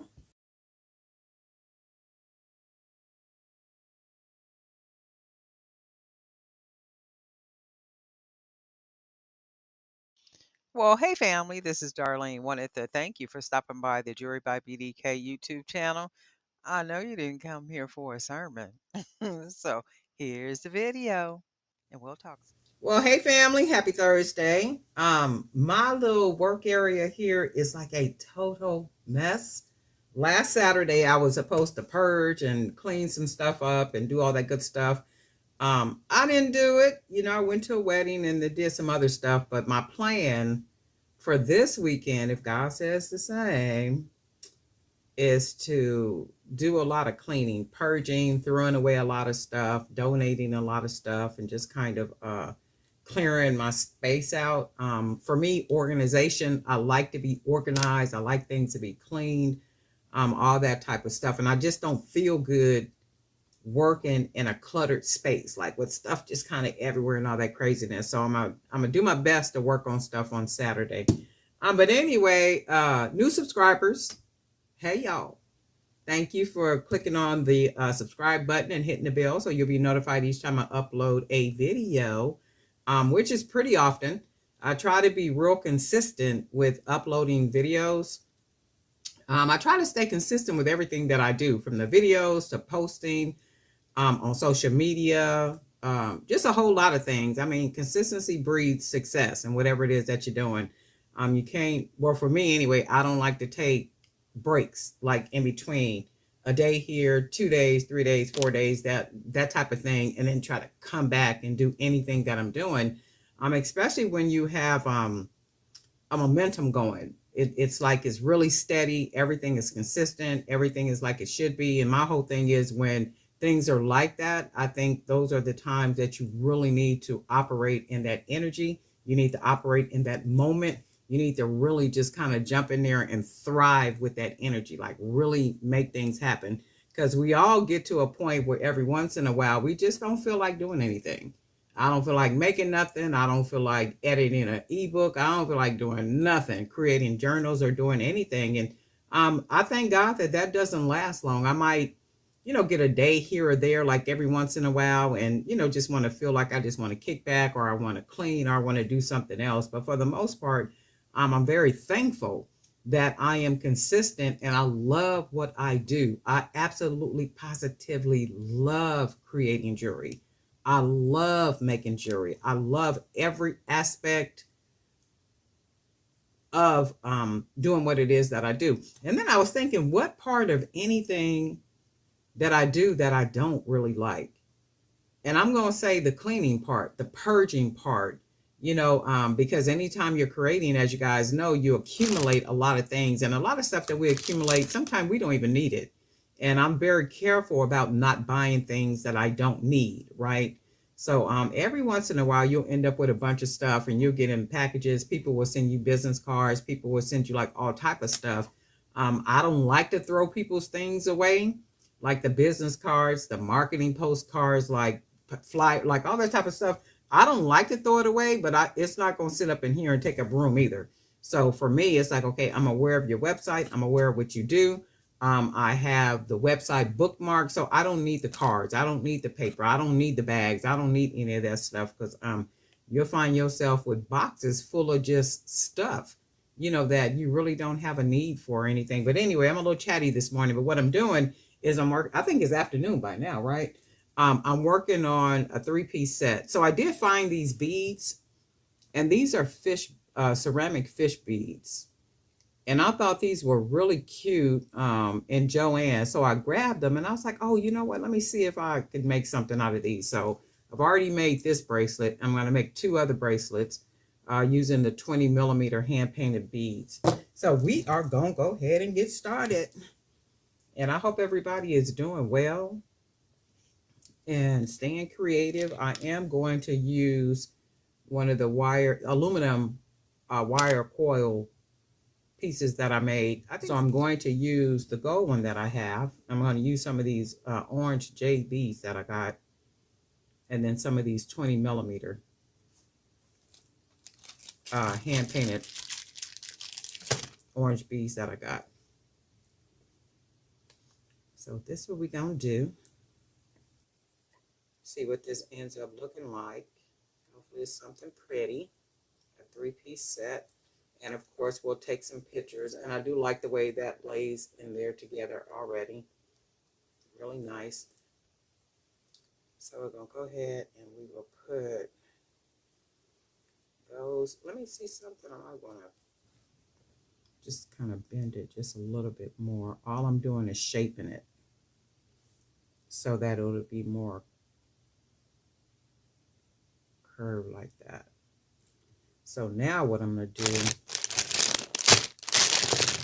we are going to use some of these hand painted orange beads. So all these beads have been hand painted by me, and these are what we're going to use. And it should be a fairly quick video, only because I'm already knowing which beads I'm going to use.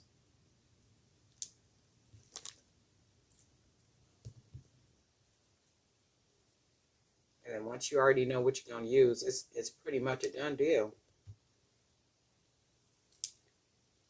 And that's it. Y'all know I don't like gossip, but you guys been paying attention to the Sean Combs situation? You know what I say. Yeah, I don't know. I remember seeing, it was some type of interview that he did. I don't remember who he did that interview with, but he was talking about doing some type of projects or something. That's pretty like that. He was talking about doing some type of projects or something that would benefit the Black community. And I remember watching it, and I was thinking to myself, they coming for him now. And that might have been like maybe 3 years ago. It was some type of interview, and I've been trying to find the interview to see if like what I was listening to made sense and is applicable to what's going on with the man right now. But I do think that these people got a lot of let me see if I need another. I think these people do live some dark lives, and they got a lot of strange things that are going on. And you know what they say, you only become more of what you already are, the more power and the more money that you get. So you know what? And if the man was doing everything that he's claimed to have done, then it is what it is. And then can you also imagine how many more people will be tainted by what's going on? I don't think these people, you know, live perfect, clean lives. I mean, it's just, I don't know. It just doesn't make no sense to me. But then I'm also looking, we're going to go ahead and tuck that. And then I'm also looking and I'm like, man, it's all these black men that we're starting to see in the news. It's like, well, where's everybody else? I mean, they'll tag a white person or somebody here and there, but for the most part that I'm seeing is a lot of black men that's being assassinated in the news. That's pretty already. And then we're gonna make one more. That's really pretty and it's very different, right? Do I want to do another? I do. I think I am going to do another. So everything about this is very unique. It's very different. It's not like everyday, all day bracelets that you see. And for me, that's what I want. I want different. I don't want what anybody else is doing. And I try to, well, not try, I do, to the best of my ability, make my pieces very different. So if you look at this wire, it's not perfectly round, and it's not perfectly round because it was rolled all up like this. And then what I did is I unrolled it, took it apart, straightened it out, but it didn't give me, you know, the absolute straightness that the wire would normally give you if it had not been bent up like that. And that's okay. Still looks good to me. And now what I'm going to do, I'm going to go ahead and put a couple of, I'm going to put a jump ring or two on here. If we can find some, that's what we're gonna do. So we found a jump ring, and then what I did is I took one of the fish beads and I'm gonna make it a charm. So it is going to hang from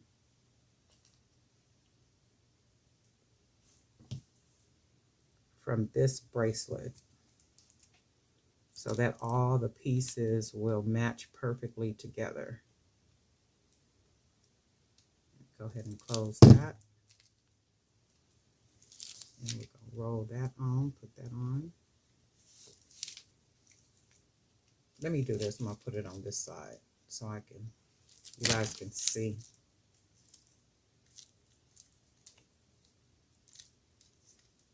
So then we got that. And then we're going to make one more. So that's what we want. We want our fish charm on there. And then we're going to make one more bracelet. And then with that bracelet, we're going to go ahead and put a charm on it. And then you know what I might do? I'm not going to put this one on here. I'm going to do something. Just do something totally different because we already got the coil piece on there. So let's just do this. And then that way each bead will have its own individual look. So these are orange with the purple polka dots. 20 millimeter. There's a link in the description where you can buy the unfinished wood beads and then you can paint them. There's also a link for the paint that I use. Somebody was asking me about one of the videos she was watching if it was a paint pen. One of the videos that I did with the letters on the beads, that was a paint pen. Outside of that, I just use paint to paint the beads. I don't use a paint pen to paint the beads. That would be too much. I use regular paint.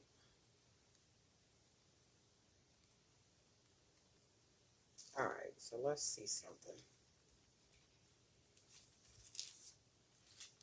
And then we're going to go ahead and tie this down.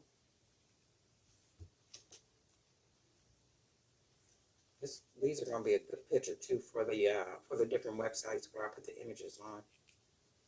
The bright colors. And you know, I like to wrap it around 2 and 3 times because there's a big hole. You can always burn the ends. You can always glue the ends down. Whatever you want to do. I just don't never do it because I've never had a problem with the bracelets coming apart. So you do not have to adopt my bad habits. Whatever you want to do, be sure to do that. But in the meantime, we're going to go ahead and tie this. We're going to cut this little extra off that we have. Boom. And then you can see we have a nice big knot that's going to fit right in the hole. And then what we're going to do, we are going to take a custom charm. Once we find a jump ring over here, I need to do some more jump rings.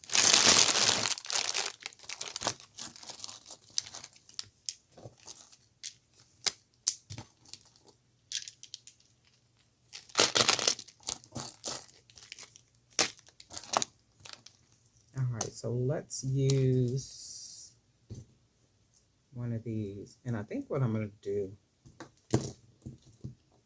so we're going to put this one on here. Let's do 2.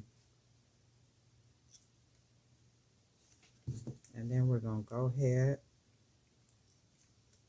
put our custom charms on this bracelet. So this will be bracelet number 3. Go ahead and close it down. I'm going to buy some thicker wire too to make the jump rings, because I want the wire to be thick so the jump rings will be thick. So when I close them, it would be really hard for them to open, because I don't want charms and things falling off. So let's do, look how pretty that is by itself, right? That's gorgeous. And then we're going to put this bracelet with the fish. So we got 2. And then we're going to do the third one.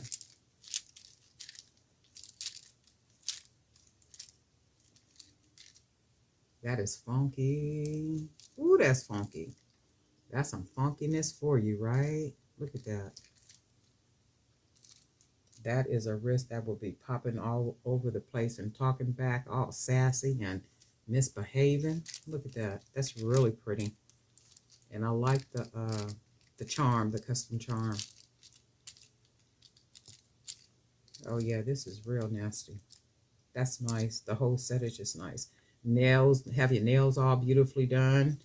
You don't need no more than this right here. You can wear a solid color, a mixture of colors. You can match it with the orange. Any shade of orange would match well. White, black, like any color will go well with these. I would do multicolors, just like all different colors, you know, or even if you wore some jeans with a graphic t-shirt, of course, with a word, with some type of saying on the shirt, or just a picture or whatever you wanted to do. Hair just all over your head, just funkiness all over the place, right? Some cute little flip-flops or sandals, or even just dress it up. But this is really nice. Darling Knife with Jewelry by BDK. So these are the 20 millimeter wood beads. They were unfinished, and I did hand paint these. The fish, I got these at Joann's, trying something out. So I got these. They did have some, what's those little red things called? Red and black. They say that they're good luck. Shoot, what are them little things? Some type of bug, ladybugs. So they did have some ladybugs. And I thought to get those, and I was like, that seemed kind of kiddish, but I think I'll go back and get them. They had a couple ladybugs, they had parrots, and then they had the fish. So be seeing what they look like now, I'm going to probably go back and get the ladybugs and the, were they birds? I think they were birds or something. But anyway, I am going to go back and get them. But I like this. You guys let me know what you think. Darling Knife for Jewelry by BDK. And guess what? We'll talk. Well, hey family, this is Darlene. Wanted to thank you for stopping by the Jewelry by BDK YouTube channel. I know you didn't come here for a sermon. So here's the video, and we'll talk soon. Well, hey family, happy Monday. It's a beautiful day in my neighborhood, and I wanted to stop by real quick because I am sitting here, I'm working on jewelry, making bracelets, and then I'm going to make some earrings, and then I'm going to make some other whatever, comes to mind.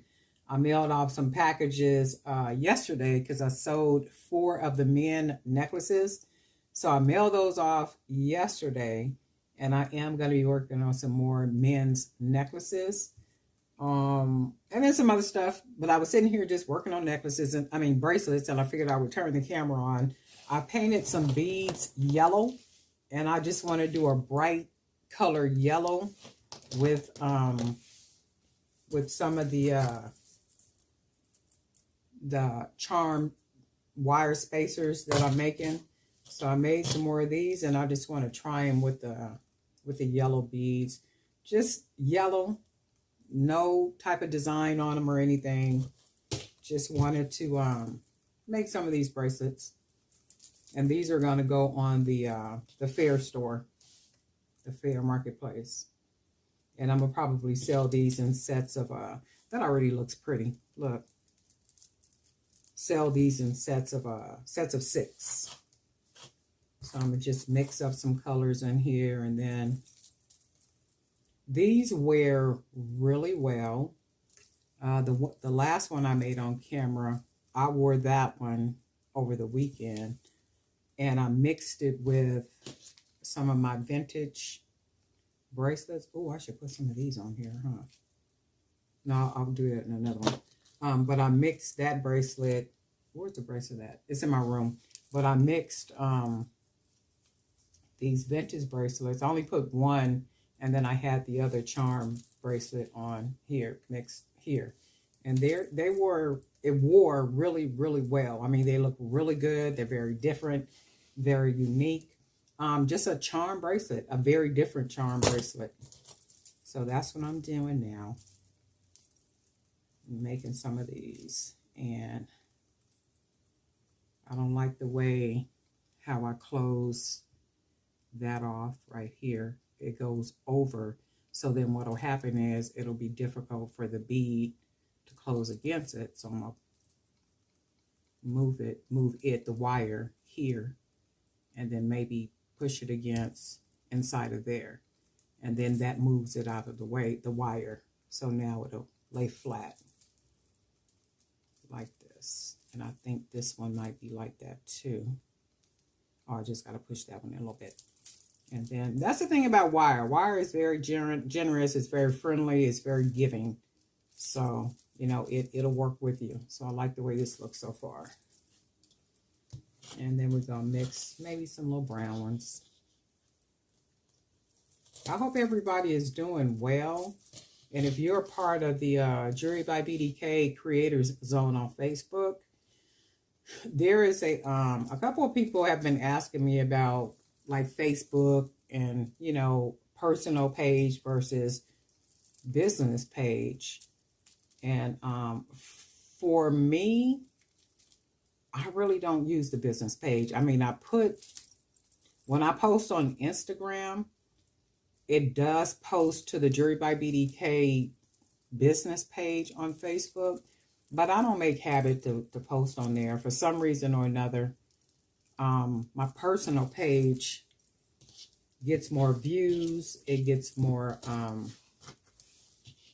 interaction. And I was going to say this too. Don't get discouraged if people don't click like or people don't comment, you know, when people don't share. People seeing what you post. Believe me, they may not click on anything like comment, like, share, hearts, or anything like that, but people looking. And even when you put up videos and you put videos up and you select public, when you hit public, it allows you to see how many times your video has been watched. Do that and then test it and see how many times the video has been watched. Or when you do stories, when you post something in stories, you can see how many times your story has been viewed. Because I can put something in stories, and I promise you, I get almost 200 views in the story. And then on the Facebook page, I'm sure people look at the Facebook page because people do like and do things, but you know, people are just not in the habit of just liking and doing all that. Yet when I put up a video, you know, videos will get 100 views or a little bit over 100 views sometime. You know, so don't be discouraged if it don't look like people are watching or people are looking. Everything takes time. You know, it takes time to build it. It takes time. You know, it's being consistent. And I said all that to say about Facebook. Y'all know how I get. I'll be getting going off track sometime. But I posted in the Jewelry by BDK Creator Zone a link to my website, jewelrybybdk.com. There is a PDF that you can download, and it's for Facebook post scheduling. So I did the whole little format. Everything is all put together. I think it's like 8 pages. I really didn't even need to put 8 pages, because the schedule page, you can pretty much print as many of those as you want. However, there is a cover page, and then you got the interior, and then you got the back page. So it's about 8 pages, I think, and that will really help you to like stay on track, and then give you some type of idea about what you want to post and how you want to post. So like for me, when I post on my Facebook page, I generally will post things that are conversational, or something that interests me, or, like something, and then I'll post a picture of myself, or I'll post a picture of my product, or I'll post a video, or something, because people don't always want to be sold to. So even when you're talking, well, with my post, I put the post, you can find me on Facebook under Darlene Knight, if you wanted to see what my Facebook page actually looks like. And then it'll give you an idea about how I post.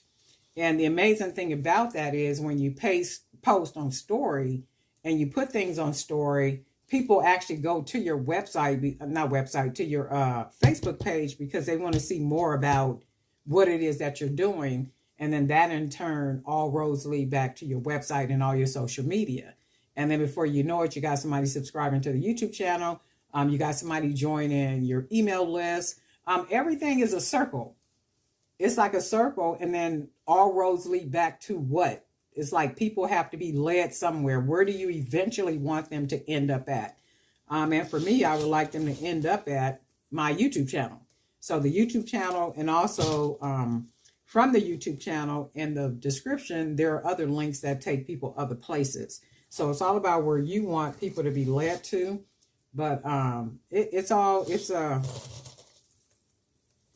it's direction. Like, where do you want people to go? How do you want them to get there? Is it by Facebook? Is it by YouTube? Is it by your website? What is it? This is already pretty. Look. And let me see what color I want to put here. Let's put, I really don't want to put these because those are kind of bright. So let's just go with these.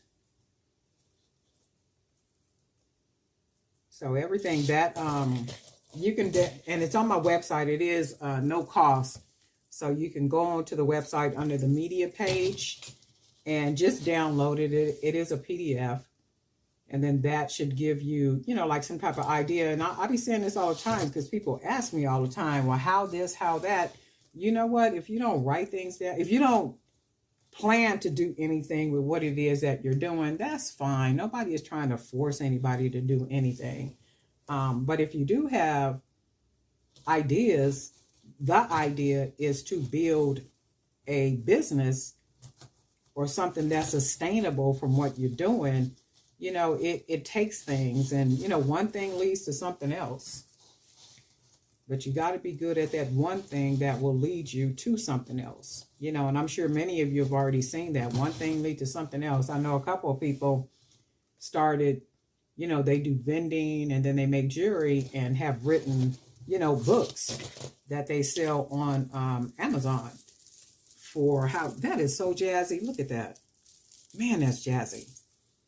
If anybody made any of these like this, can you post your picture on the Facebook group so I can see what yours came out looking like? Because this is like the jazziest of the jazziest to me. And let's put a couple more beads on here. A couple of people have, oh shoot, I might have to use one of those. No, I'm not. I'm going to just mix these two yellows at the end. A lot of people, not a lot of people, but several people have, like written ebooks on how to vend, and, just some other things. This is so, boho-ish, and just so like charm, right? This is just really nice. I want to put something else in the middle of this. You know what? Oh, if it wasn't a shame. Let me see. Can I put this on here? Y'all already know. This might be my little centerpiece. Hold on a second. This might be the Opal.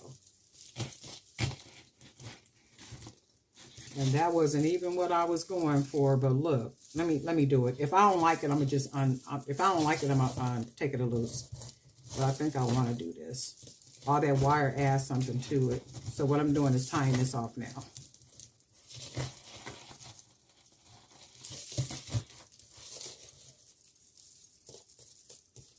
Oh, I love these little bracelets. Mine wore so nice. I wish I would have took a picture.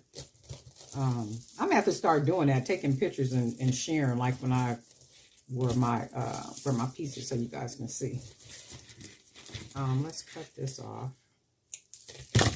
Then I'm gonna put it right in here. So what I did is I took one of my recycled beads, and it was just a regular metal bead. It's a video for this too. It's just one of the regular metal beads, and I just took wire and wrapped it all around. So this, look, you gonna stop playing with me. Look at that.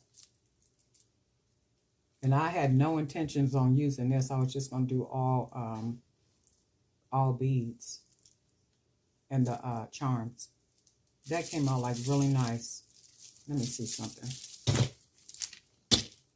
I got my little black pen on here.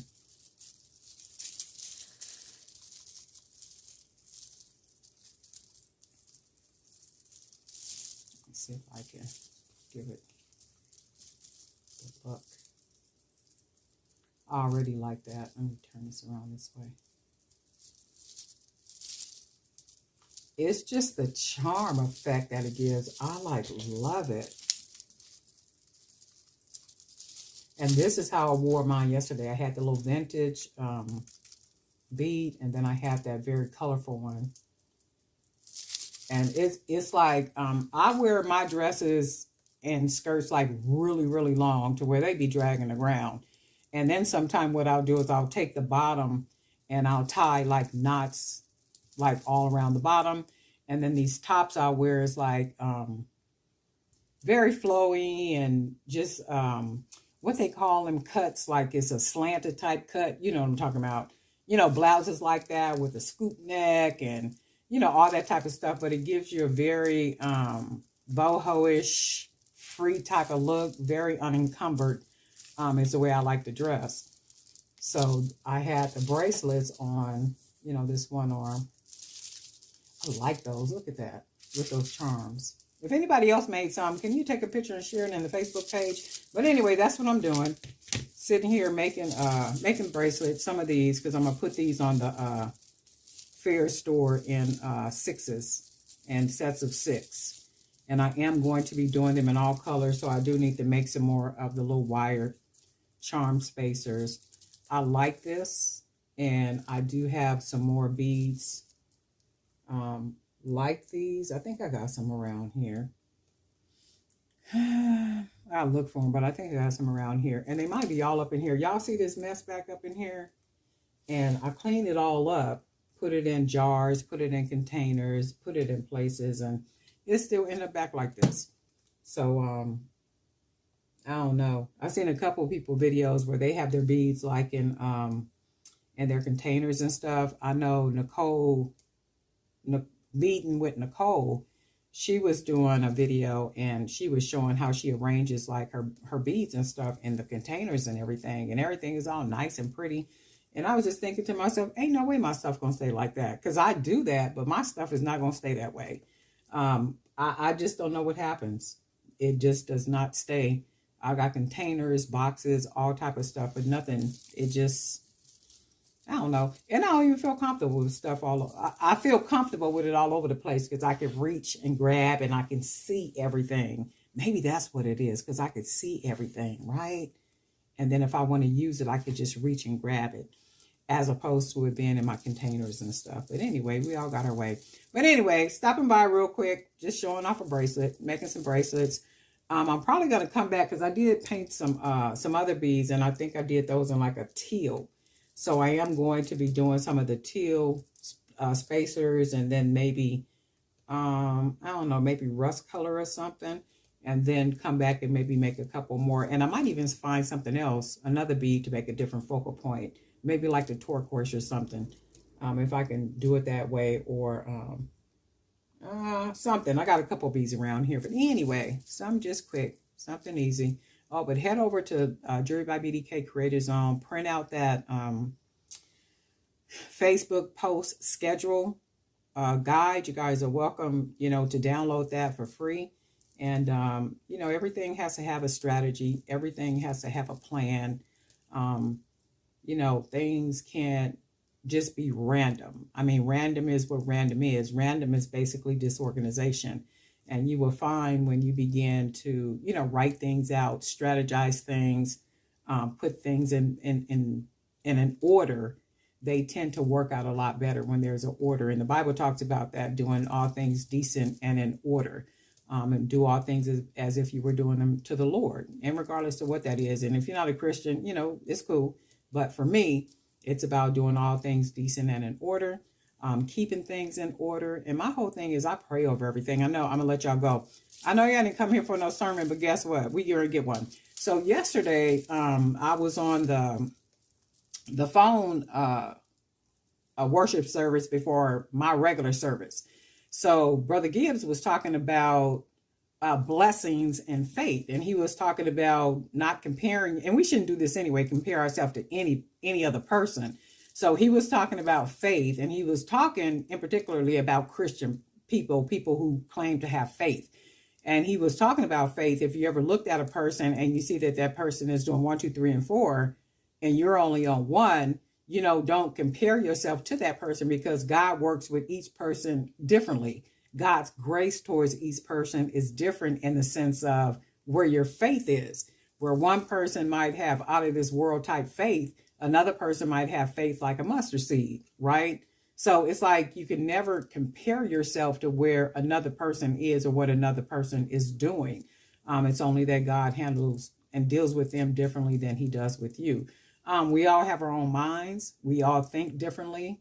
We all want different. And that's just a reality of it. But I do know one thing is an absolute, and it's a universal rule, order.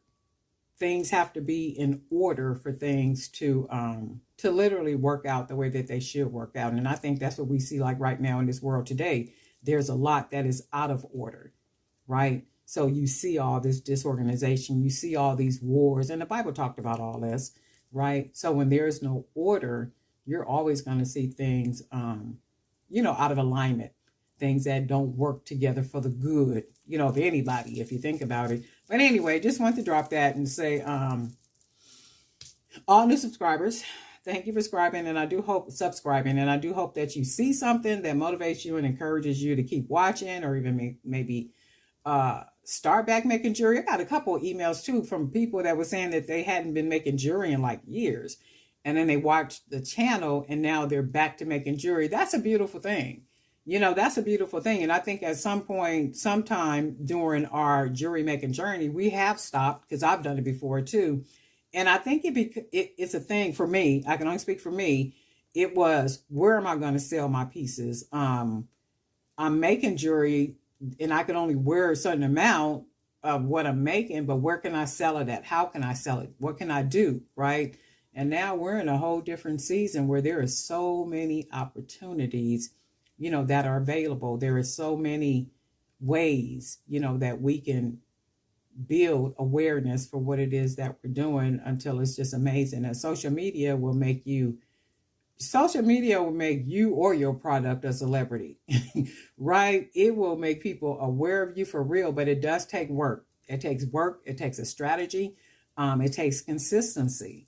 And that's just the reality of it. And if you feel like, I'll be doing all this and I don't see nothing from it, just keep doing it.